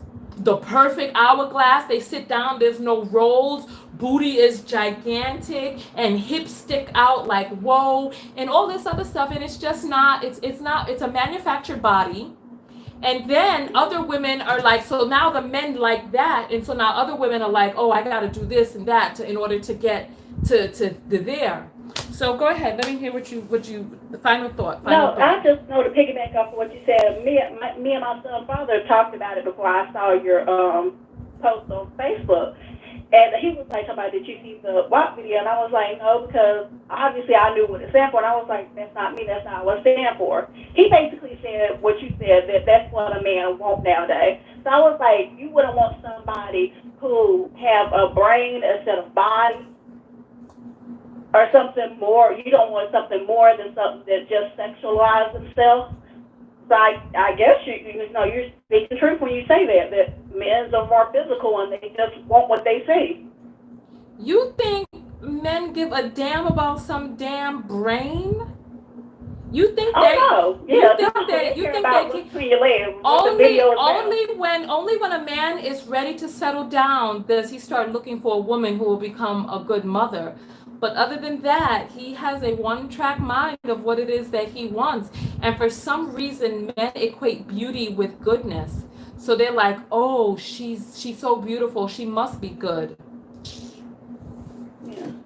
Anyway, Liz, let me take the next caller. Thank you so much for calling in. Okay, nice talking to you. Same here. All right. Listen. You're on the air live with Tonya. What's your name? Chantel. Hi, Chantel. What's your comment? Hi. I just wanted to say I am 24. I'm sorry, I can hear myself in the background. Let me turn it down. I'm 24. I do listen to the City Girls and the Cardi B and all that kind of music. Mm-hmm. I'm not going to say I like the song personally, but I am the type of person who listens to it, like for my workout music. I am very confused because Cardi B has always been this type of person.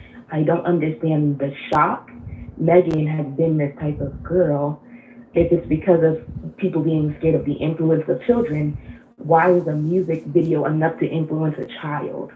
I feel like if you're in your child's life enough, you should be the one telling them about their boundaries, what they should or shouldn't do, or how they should view themselves. I don't feel like a music video should be something that does that. I mean, when Uncle Luke came out, people didn't look at Uncle Luke for a serious song. Cardi B has never been that type of person, if we're going to be honest. She's very open and honest about, in the past, who she has been and who she is. I mean, that's who she is. But the other people were saying, I mean, there are other artists. They may not be as big, but let's be honest, Cardi didn't come up with all this herself. Cardi did not sit there and say, you know what, I want this in my video, and I want to look like this. They brought it to her. That's these big executives. If that's the issue and we're mad that we're seeing it everywhere, why don't we take that stand to stop it? Why don't we look for those artists to make big? Why don't we put in that work if that's the issue? Me, I don't have an issue with it. Like I said, I listen to this type of music when I'm working out and stuff. But also, that's not my ministry. I'm not the same girl that's going to be out there doing what she's doing. I'm not going to be on the pole. I'm not going to be saying, oh, you got to buy me a bag. I'm celibate. I don't even do that. But I understand that's what she does. And I just like the beat. We like the music. And I feel like my generation, or the generation that the song was made for, we take it with a grain of salt.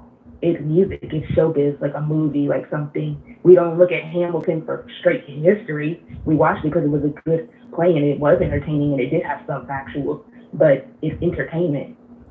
Yeah, you know what? Let's explore a few of the different things that you said. So when it comes to the music that children listen to, right? It's unrealistic to say that children are not influenced by anybody outside of their parents. I mean, grown adults are influenced. Look at how many grown adults were influenced by Russia during the 2016 election.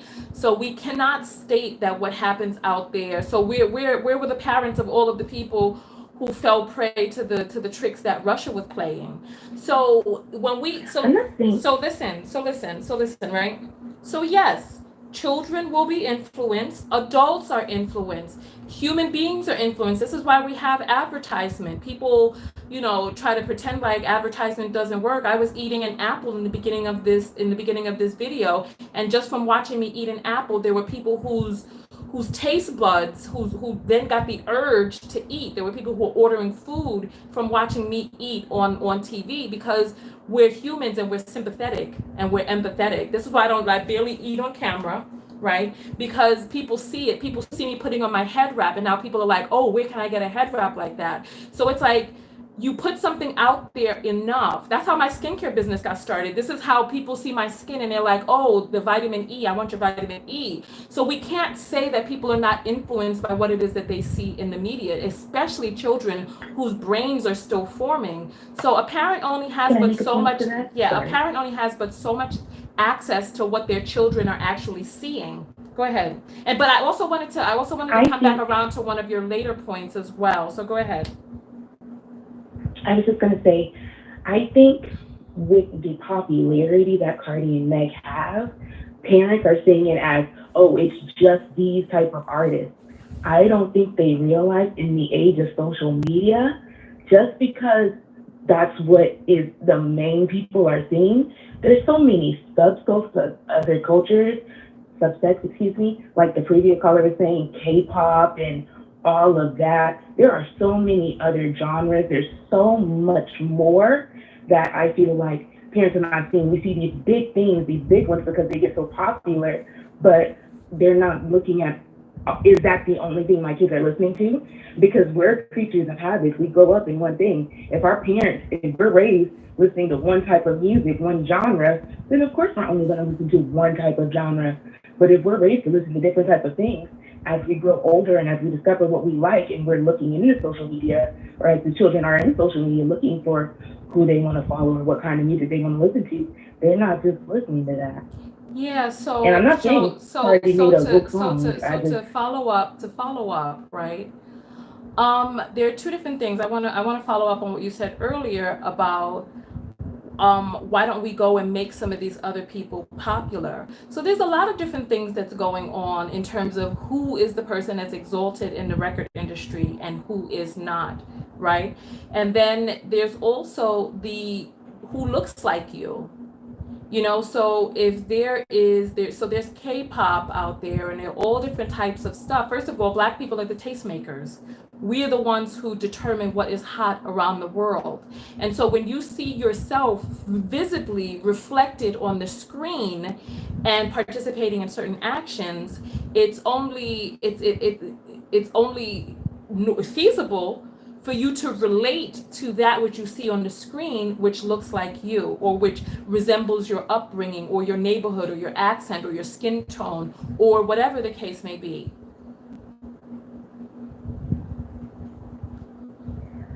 Yes, we resemble it, but I don't understand your point. If you could clarify for me, because okay.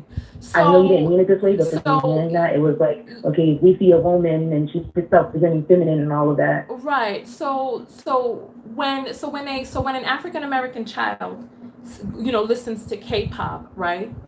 There's only but so much relating that an African American child can relate to in terms of music coming out of Korea. When you see a person who does not look like you making a certain type of music, there's only but so much relation that you can have that to yourself. However, when a young Latina or Latinx or Hispanic child or Black child sees themselves reflected in the artist that is promoted, that a certain type, so your child doesn't have to listen to certain types of things. However, not only is your child being hypnotized by the vision that's coming forward from these people who look like them in the media, but other people are also being hypnotized into thinking that is how or who people who look like this behave or act or seem like.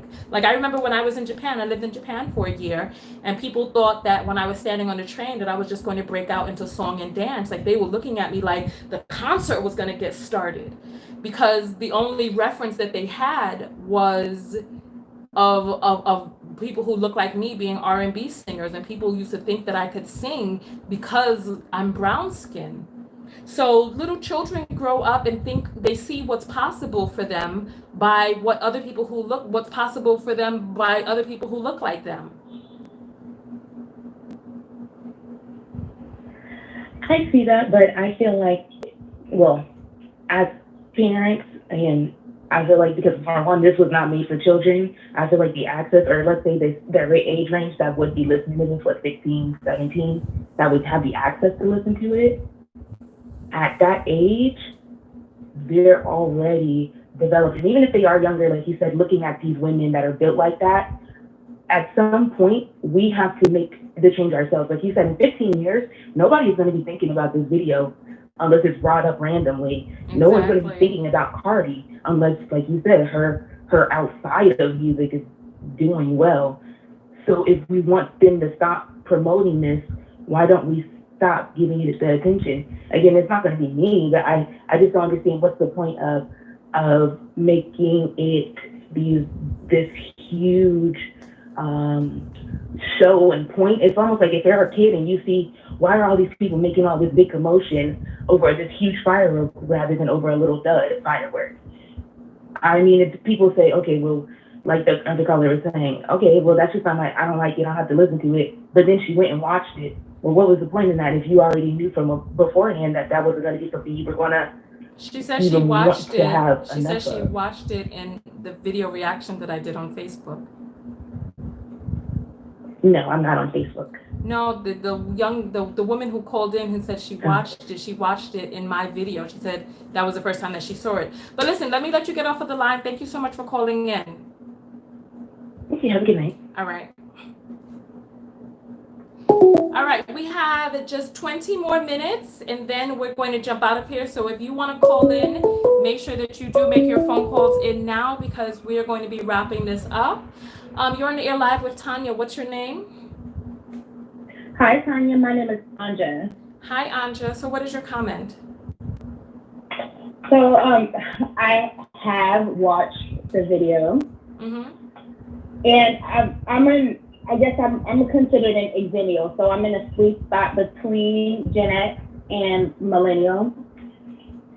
And the difference for me is that back when I was growing up, there was more representation and there was more of an opportunity for us to see people that were different. Mm-hmm. So yes, they had songs where, like Tip Drill and women were scantily clad and Lil' Kim was popping and everything else, but there was also somebody for me to see myself within, like Brandy. Okay. And I feel sorry for like the generation now because I have a 15-year-old sister and they don't have that same representation. So when I see people who are frustrated about Cardi B, I feel like it's not so much Cardi B as it is the fact that that is all we have to see. Yeah. We don't have any Monica's or we don't have any, who else was big? Any Jill Scotts or anybody who was really, really pushed out in the forefront like it was at that time. So it feels like we're almost stuck. Yeah. With just this one representation, and that's the frustration. But what about all of these artists that are on YouTube that are lesser known? What about them? Their music is available. It is available, but who knows about it? Like, there's no machine that's pushing them out there now. And I don't have the answer on how to promote them, but I would totally be willing to show my little sister some of those people, because I don't want her seeing, you know, Cardi B, and I'm thankful she hasn't seen the video yet. But that's another thing. We can be the biggest influences for our families, but they're still going to look for it. I know I was watching BET Uncut back in the day, late at night when everybody else was asleep, because I didn't want to be left behind on what everybody was talking about. They were talking about it at school. I wanted to be in the know too. Yeah, I feel what you're saying. That's how I got roped into watching WAP, because everybody was talking about it. So I can't even imagine that if there were children talking about it, you know, whether or not and then being hypnotized by those images. So that's interesting. That's a good point. Yeah, so that's all I had to say. I would definitely be willing to show her some of the other artists now, and I don't even really listen to anybody who's new. But I hope that there is more representation for our younger girls and boys. Okay, so there are people putting some names in the comment section, so go and jump and look at that. Okay, so they're saying SZA, Ella May, FKA, Twigs, Ari Lennox, and so those are some of the names there. So just jump into the comments and look at some of the people's names that they're putting up, who are artists who may be little known, who are also making music that just don't really have, like you said, the machine pushing behind them. All right? Thank you. All right. Okay, so phone lines are open. We have just 19 more minutes now. So if you were wanting to call in, make sure that you do call in. You're on the air live. What's your name? Hi, my name is Nina. Hi, Nina. So what is your comment? Well, I just wanted to comment. Can you hear me? Yeah. On the previous caller. Okay. I was born, well, during the 1980s. And that was definitely a period of time where I felt like the music was definitely a lot better. Like, you could listen to Lauryn Hill, SWV, Mary, and you wouldn't have like this like overly sexual. I mean, like it kind of sort of did the same thing though, I want to say, because it still made you romanticize being with someone, you know what I mean? Like at a young age. But I just think it's just done a lot younger, and it's pushed a lot more nowadays. And it's almost scary in a sense, because everything is just like dumbed down in such a way where I feel like they don't really want you thinking independently and having like this wide array of things to like select from, to listen to. So it's really kind of scary in a sense. Okay, so they're saying that you're mentioning R&B artists instead of rap artists. So what's your, do we even have R&B artists right now? I mean, honestly, do we have R&B artists to counteract the rap images? Do we? I want to know, who are these R&B artists? I see some of the names there, but what major label artists do we have out here? Which is really sad, because it seemed like there were a lot more labels before, because I don't know any artists that are really out here. I definitely don't know any artists. I mean, besides the song that Ella May but made, one song that I knew of last year or the year before, but ever since that, have we heard hide nor hear from her? And then we talked about this on Facebook, about the purposeful signing of certain artists who look a certain way, who are in a certain age range, whose bodies look very similar. You know, like when, like in that thumbnail of Cardi B and Megan Thee Stallion, I thought that it was a mirror image. I didn't realize that these were two different people, because they look so much alike. You know what I mean? Yeah. But I don't know what to, I mean, I was curious to know like exactly what we're supposed to do with our children that are young and impressionable. Like, they're definitely going to end up listening to Cardi B and Megan Thee Stallion at some time and point. It's almost like inevitable. Like, you can't. Well, you know what? I guess control one every thing. time. I guess one thing you can do is put on the music from your day. You know what I mean? And just let them listen to, because the songs are still out there. Let them listen to the wide variety of music that existed in the past. Because I just don't. I don't really know what anybody is going to do. Um, I don't know. Just make sure that you monitor your children online and have conversations with them about what's appropriate and what's not.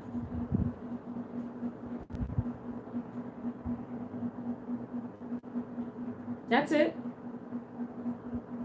It looks like we lost her. All right. So we got 15 minutes left. So that amounts to 2 more phone calls and then a summary. You're on the air live with Tonya. What's your name? Hi, Tonya. How are you? Hi, I'm fine, thank you. What's your name? This is Simone, but you know me as Summer. Hey, Summer, how are you? I'm well, thank you. Long time no speak. So yes, what is your comment this evening? Well, being from the Caribbean, as you know, we're used to women being shown a certain way. Okay. But when you come from a family or support network, they can ask you questions or guide you. You can appreciate the artistry behind it, so to speak. But the problem that I'm having is what everyone mentioned. There's no other choices. It's like the same thing over and over and over again. And you have to put effort, which you should, to find other styles. Okay. So let me ask you this question. Considering that you are Caribbean, I remember when I was a little girl and Shelly Thunder was out, and we used to listen to her music, and then Lady Saw. There's no one more raunchy than Lady Saw. I love Lady Saw. Right, but we were children when Lady Saw came out, and Lady Saw was talking about kill the dick and all this other stuff, right? And everybody was singing. Listen, there was so much. So listen, Lady Saw was not accepted in a lot of households. Okay, but she may not have been accepted, but kids were still listening. They were listening. So and I was one of them. All right then. So what effect did that have on you? Did you go out there and kill the dick? Were you under the sycamore tree? Were you? No. For me, I had a very unique childhood that I wish that I could mimic, but I don't have girls. I have boys. I had my grandmother who had exposed me to other women in church.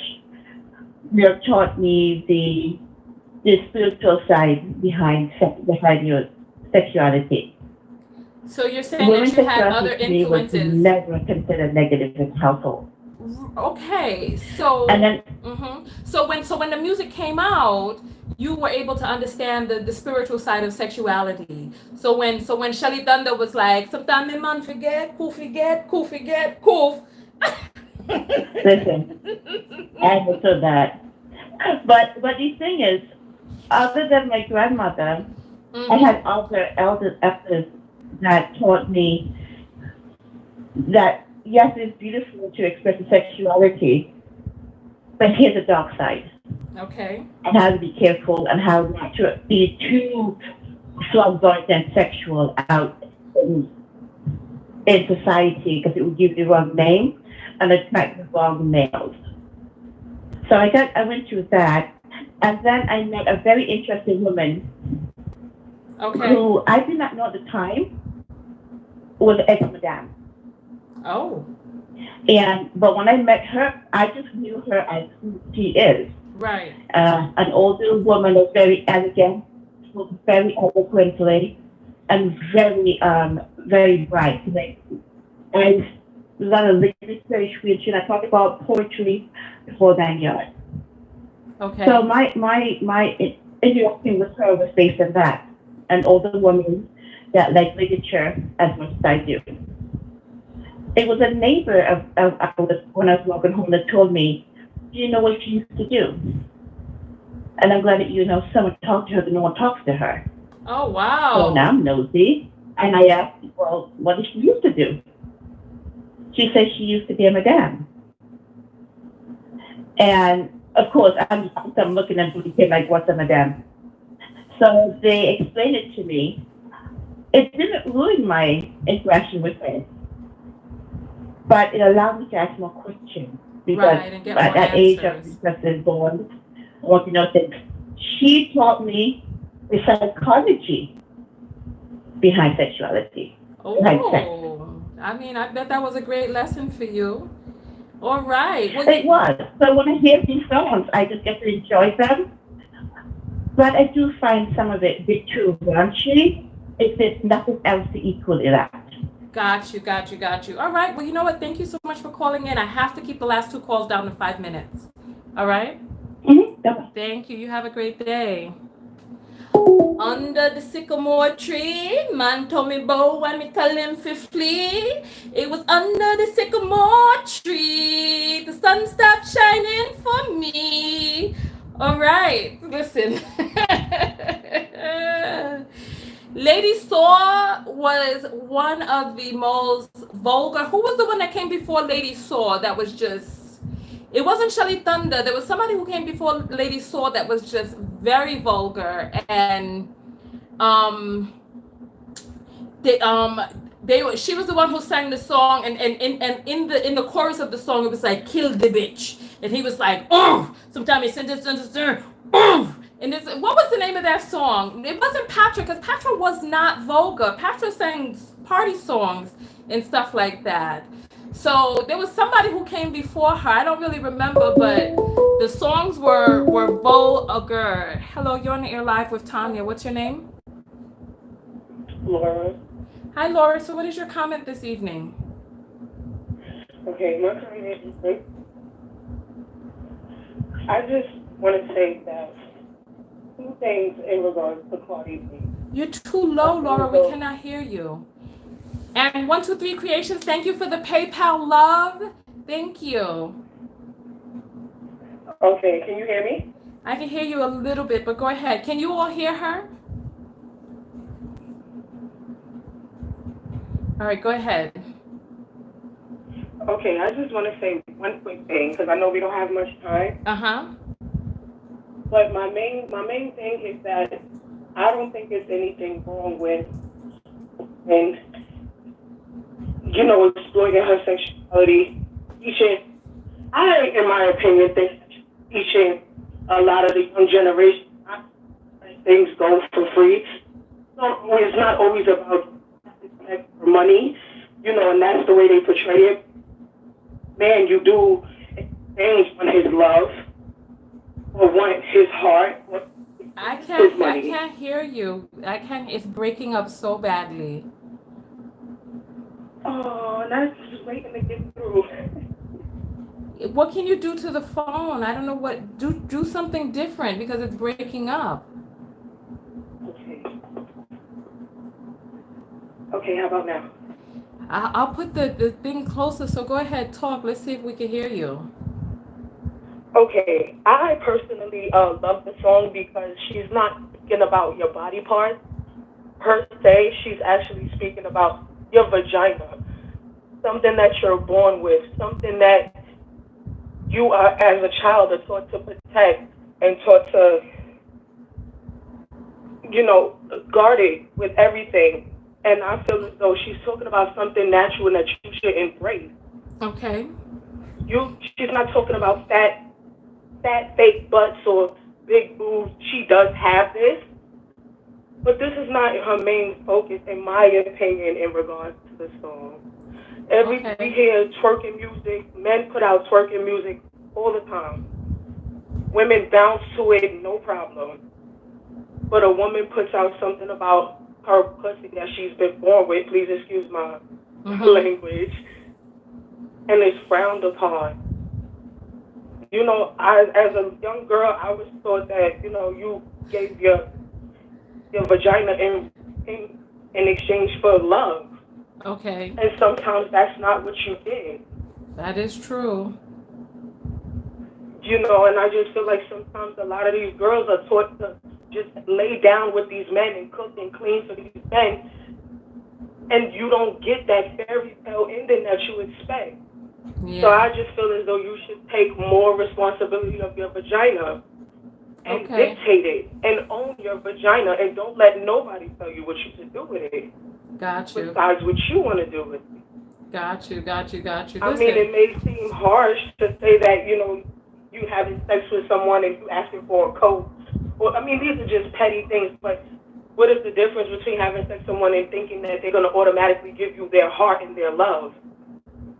And you spend most of your time having sex with this guy trying to prove that you love him. Yeah. Well, you know what? Listen, you brought up some great points. So it's 5 minutes till, so I'm going to give the closing and then close out the video. So thank you so much for calling in. You are the last caller. Thank you. Okay. So listen, she brought up some great points. And one of the things that I said, you know, it's like, how much longer do we continue to teach these young black girls about virtuousness and holding on to the cookie and all this other stuff when there really is there's no prize? What's the prize?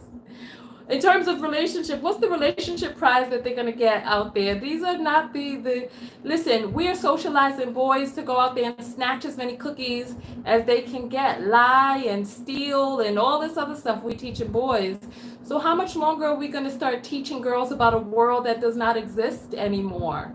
You know what I mean? We live in a whole different world. So some of you may notice on this show, when people call in, I question most people who call in, not because those are my points of views, but because there are opposing points of views out there. And one of the first things that you learn in debate club is you learn that you have to be at a moment's notice able to argue either side of the argument. It actually makes you more balanced. So I can argue for Cardi B, I can argue against her, you know? And so,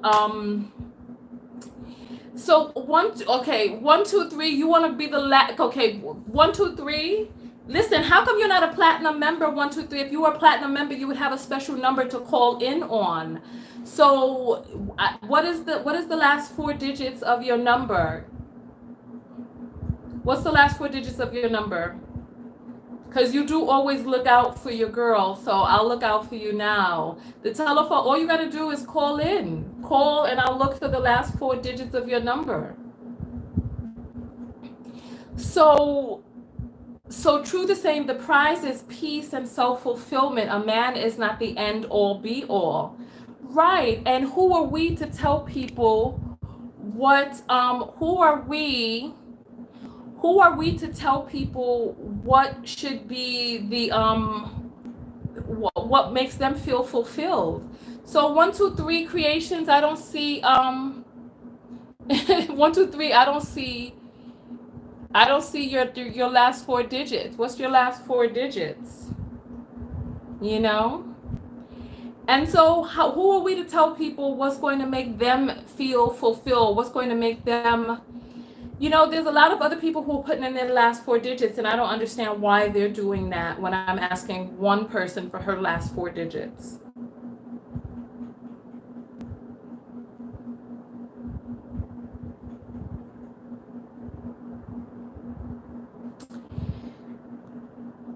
So somebody's saying, as I'm sure you know, most of this is steeped in belief, tradition, lived experience, etc. Yeah, absolutely. Absolutely. Absolutely. So 1, 2, 3, I don't see the last I don't see the last 4 digits that you putting in the thing. I don't see it. I mean, listen, please hurry up because we're crossing over into 2 hours right now. So please hurry.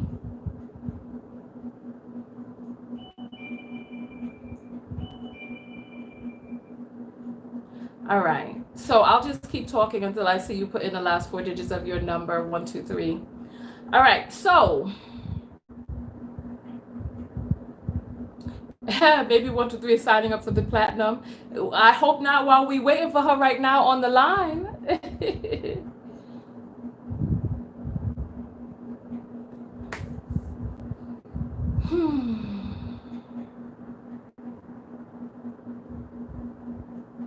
All right. So,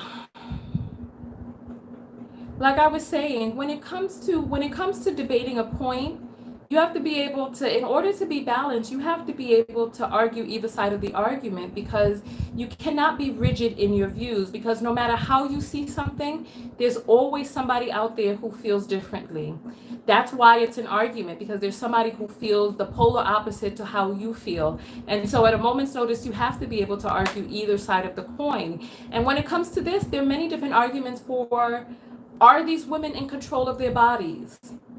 Or do they control their bodies, or are other people controlling them? Do they have the ability to create music without doing that? Is there somebody else who brings forth the video idea and then they just have to get dressed up and participate in it? What part do they play in the creation process of that? What else? Are there other roles for women? Are there people who are specifically chosen because they're ignorant, because they're ratchet, because they're going to promote a certain idea or ideal to young folks? Because when it comes to this music, you know, I don't think the issue is that people think that 21-year-olds are going to watch it. I think the issue is that people feel that there are going to be children who are going to come into contact with it, and that they're going to be influenced by what it is that they're coming into contact with. You know what I mean? And then someone is saying the audience has to take responsibility. So there are a few different things. So the audience has some responsibility. The record executives also play a huge part in who is it that's getting deals, who is it that they're promoting, because there's some people, from what it is that I hear, most people who get record deals, they never get pushed out there. They get bought up by the record company, and their music never gets put out there. This is what I hear happens to most record deals. You all can tell me if there's some other information that you have that I don't know about. Oh my gracious goodness, we never heard back from 123, did we? And she was going on and on about how she wanted to call in, and we stayed on extra time just so that she could get a chance to call in, and we do not see her answering anywhere. All right, so listen, I'm about to jump off because I do not see her answer, and that's it.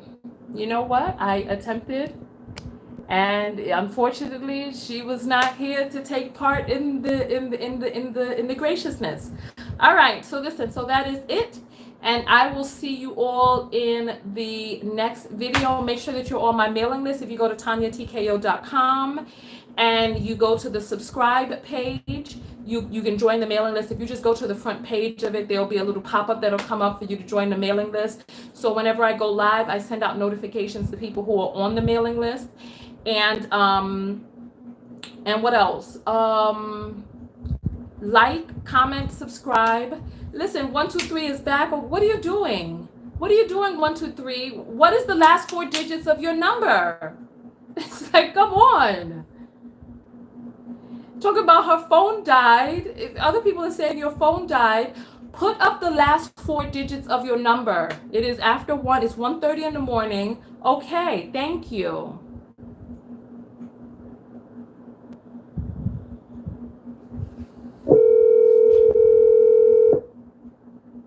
Hello? Yes, hi, 123.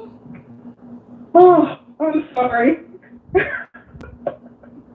Oh, thank you so much. I appreciate it. So what is this comment that you have that's just so profound that you had to get in on this call today? That you done went over to PayPal and bribed me and everything. I donated and everything. Happy belated birthday. Thank you. Thank you. Okay. But if you were a platinum member, you would, if you were a platinum member, you would have the special number to call in that brings you right to the top. I didn't know about this platinum member.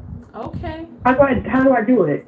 It's on the, so that means you didn't listen to my last podcast. If you go to the podcast tab on my website and become a platinum member, you get a special phone number to call in during live shows. It's just $19.99 Okay, a month. that's it.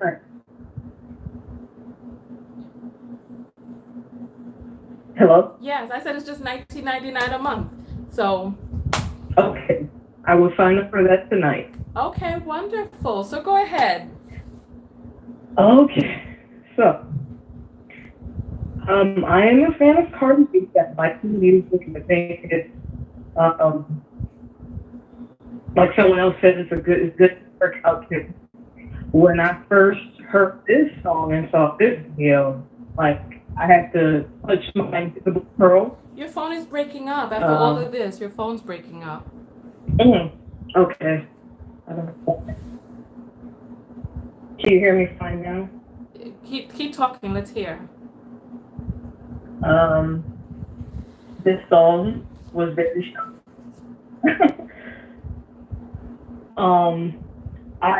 It was a bit much. It was very, I don't know, it really got me too when people were talking about how they couldn't believe Kylie Jenner was the video and how this Say that again. I'm sorry, it's breaking up. I'm trying to hear what you're saying. Oh, why? I thought it was funny how people were saying they represented that Kylie Jenner in this video. That Kylie Jenner was in the video. Okay. Yes, and they were saying that this is an anthem for Black women, and they couldn't believe she was in the video. Okay. And I'm thinking, how is this an anthem for Black women? I feel like what positive thing that Cardi did do was she had a variety of women in the video. Because if she just had Black women in the video, then that would really be offensive, because it's like the theme of the song is very, in the background there's holes in his house. But the fact that she had a variety of women, it's literally her saying, hey, there's holes in all different shapes and sizes and colors. Okay. So that's how I took it. I'm like, well, kudos to her for doing that, because she would have just had a bunch of Black women in there, I would really be offended. So if anything, people should be happy that Kylie Jenner or Kardashian was in the video, because the video is about something. Oh, gracious goodness. And the uproar. Okay, got you. Everybody calls them whores, and they're, so she did the right thing. She had the right person in the video. So what is this whole, let's sign this petition, and we need Black women represented in this video? That's a huge whore that should be represented. So what are you talking about? So this is why you wanted to call in to insult this woman? No, I'm trying to tell Black people, like, what are you mad about? Like, she's literally agreeing with you that, hey, this is a whore and she needs to be represented. You know something? Listen, I watched the video live, and my reaction when I saw her in it, I didn't like her in it either. Either. Because it was random. I agree on that. Like, what the hell are you doing? Because a person like Kylie Jenner is such a culture vulture. It's like, so what ends up happening is people like her hang around Black women to be able to suck and siphon from our magic and our energy. Meanwhile, never really fully being held to the same standard and regard. So like there was a woman who called in and they were like, oh, what is Cardi B's child gonna say when Cardi B grows up? But are people saying that about North and West and Kim's gaggle of children? Because she's Caucasian, she's made pure by her Caucasoidedness. You know what I mean? So it's like, so here you are in this video about whores, and so you invite, the little sister of Queen Whore into your video, but it's really only going to make you look bad in comparison, because when all is said and done, she's still going to be born anew, you know, bathed in the purity of her whiteness.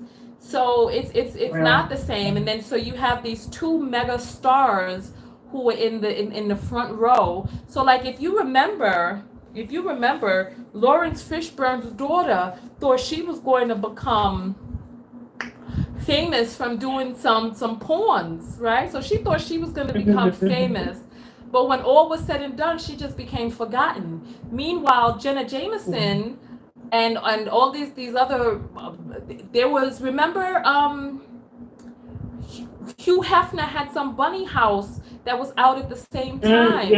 And those women are married now, settled down. One of them got married to this black football player, and they were dusted off and brandished anew, regardless of how much old wrinkly dick was shoved onto or into them inside that house.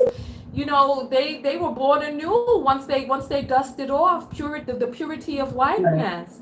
You know, but yeah, so I didn't like seeing Kylie in it either, because she's completely fake. She's a culture vulture. She will throw a black woman under the bus. Who was it? Who Jordan? Remember the young lady who, how she got thrown under the bus for somebody who wasn't even dating. Meanwhile, she was over there stealing men from people, and it was just a hot mess. It was just a hot mess. So me personally, I didn't like seeing her in it, because those type of people, I don't want them to get any more shine and publicity than they already have. I just want them to go away. Yeah, true. And then she's walking inside there with her big old fake butt. When I saw that, I was like, who fake butt is this? And then I saw her face and I was like, oh, brother, get out of the video. I don't want to see you. Just get out. It's like, it's bad enough that I have to be assaulted with all this whoredom inside the video, then to have her come in there with all her fakeness and foolishness, knowing that she's not going to catch flack. Just...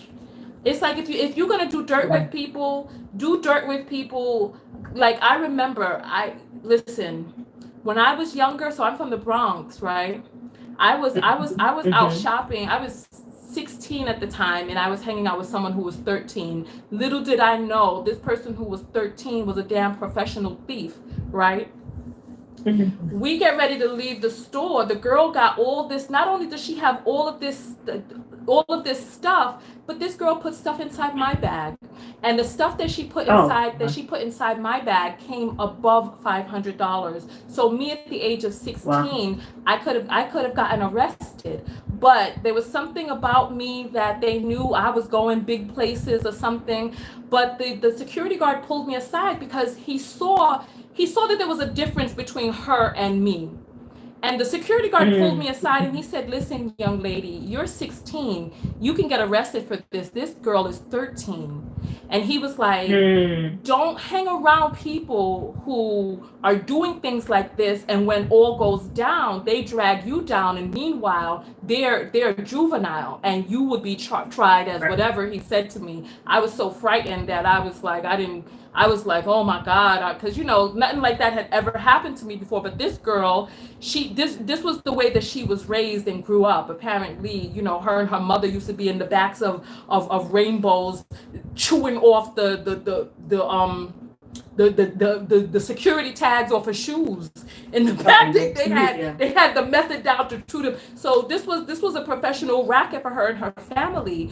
So when you're gonna do dirt with people who have as much to lose as you do. The Kardashians do not. We're talking about a girl who made $1 billion from lip gloss, talking about she's self-made and she got all of these injections and all of this madness, and sister became famous from a black man penis. It's too much. Boosters, that's what they were. Boosters, yes, in rainbows. That's what I heard. Because when all went down, that's when I started hearing the stories about how her family got down. And that's when I was like, oh hell no. They were professional thieves, boosters. That's what they were called, boosters. And I never went into another store with her ever again, ever. You're absolutely right. I mean, I'd like to end with just, there's nothing wrong with a woman expressing her sexuality or anything like that, but the video and the lyrics was just, I mean, there was no mystery. It was just straight up like, just hella vulgar, like just over the top. So I think if there was more, it was just too out there. It was just, Yeah. there was no mystery, you know. I mean, it's fine to be sexual and be a sexual being and all that, but damn, you know. Yeah, Like, that was a lot. And so you know what? And so listen, and like I can argue both sides of any argument, right? Right. So let me jump to the other side of the argument. So yeah, it was vulgar. It was way. And then there's some hoes in this house, and it's like, but you're calling yourself a hoe. Like, even women who do post stuff don't actually call themselves a hoe. Like, they can say, I suck dick till cows come home, but I'm not going to actually say, I'm a hoe. Like, I mean, no. a hoe knows she a hoe, and I've heard whores call themselves whores, and I've heard whores say that they were better for being whores than hoes. So from what I heard, from what I heard, it said there's some whores in this house, and so you know what? It hurt my heart when I heard them say or come out to there's some whores in this house. That hurt my heart. But you know what? These are grown women, and this is what it is that they're choosing to do. This is how they're choosing to represent, and that's what they're attaching to their face and their image, you know. And I understand that there's a portion of it that is entertainment. However, you know, once you put it out there, it's out there. And I'll say this: I do remember when Little Kim came out, and Little Kim did give me license to express and participate in things that I would not have participated in had I not. But I think when it comes to people, I think that there's the full gamut of stuff out there, and each person knows what feels right to them, you know. So you try different things, and if it doesn't feel right to you, then you know after you tried it. You know what I mean? You know after you tried it. And it's unfortunate. It's unfortunate. Go ahead. Yeah, I was gonna say, I think it was on YouTube. I got I don't even think I'm subscribed to part of these things, but I guess as a news feed on YouTube, it had the cover of their vinyl album. She wrote, you know, give limited edition vinyl or get a yeast infection. Wait, what? And the vinyl was a picture. That's what she said in her advertisement. Get the vinyl or get a yeast infection? Yes, that's what Cardi B said. Buy my limited edition vinyl of WAP or get a yeast infection. Oh, wow. Okay. So a bunch of people were like, oh, I'm getting it. I want the yeast infection. I'm like, okay. But the picture of the vinyl is up their ass, of both of her and Pat. And I'm just like, okay. Let me see. I'm like, wow. I don't know. Hold on, I'm looking for it right now. Hold on. I'm looking for the image. I see. Oh, gracious goodness. Oh my gracious, I'll show this to you all. Yeah. Oh my gracious. Yeah. Let me turn the light down so you can see it. So this is it right there. So that is, I mean, sex sells, and that's what they're selling because. Yeah. And I also think it's going to desensitize a lot of women when a man, you know, calls certain women hoes or whatever. Certain women are going to be like, yeah, you know. I mean, look at how we're calling ourselves the N-word now, so. Yeah. like I said, I thought that even if you actually were holding real, they always denied it, you know? I didn't Like, hear that. I've Even if known you're not whores- holding real what? Huh? What'd you say? Even if you're not holding real what? No, I was saying even whores in real life, you know, they've never, and I've known, they've never admitted it, you know?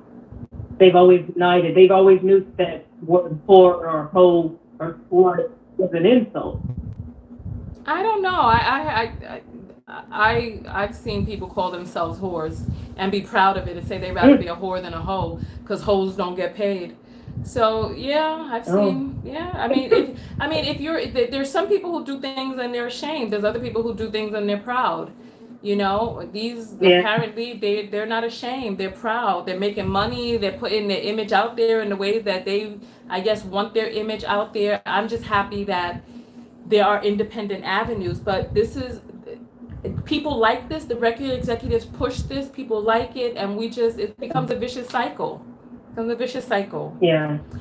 All right, Callie, my dear, so thank you so much for calling in. I appreciate Thank you for taking my call. Yes, absolutely. It was a pleasure. All right, well, you can go ahead and hang up. I've already done my closing. Good night, everyone. Good night.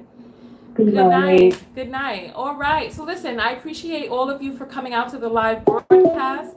I appreciate everybody who called in. I appreciate the people who commented in the comments and kept the comments popping. Make sure that you subscribe to my videos here on YouTube. Make sure that you come and you subscribe to my personal mailing list, because on my personal mailing list, you get the secret phone numbers for when I do special broadcasts, and you get to stay in touch with me personally. I also send out messages before I do surprise live shows, because sometimes I do my live shows on Facebook, sometimes I do them on YouTube. I also have multiple pages on Facebook and YouTube, so you never really know where I might be going live at. Sometimes I go live on Instagram, so I send out the messages, and I love hearing from you all. This is my book right here, the Book of Affirmation Self-Love, and it is an amazing guide and tool to be able to help rewrite your subconscious programming. I am a certified clinical hypnotherapist, and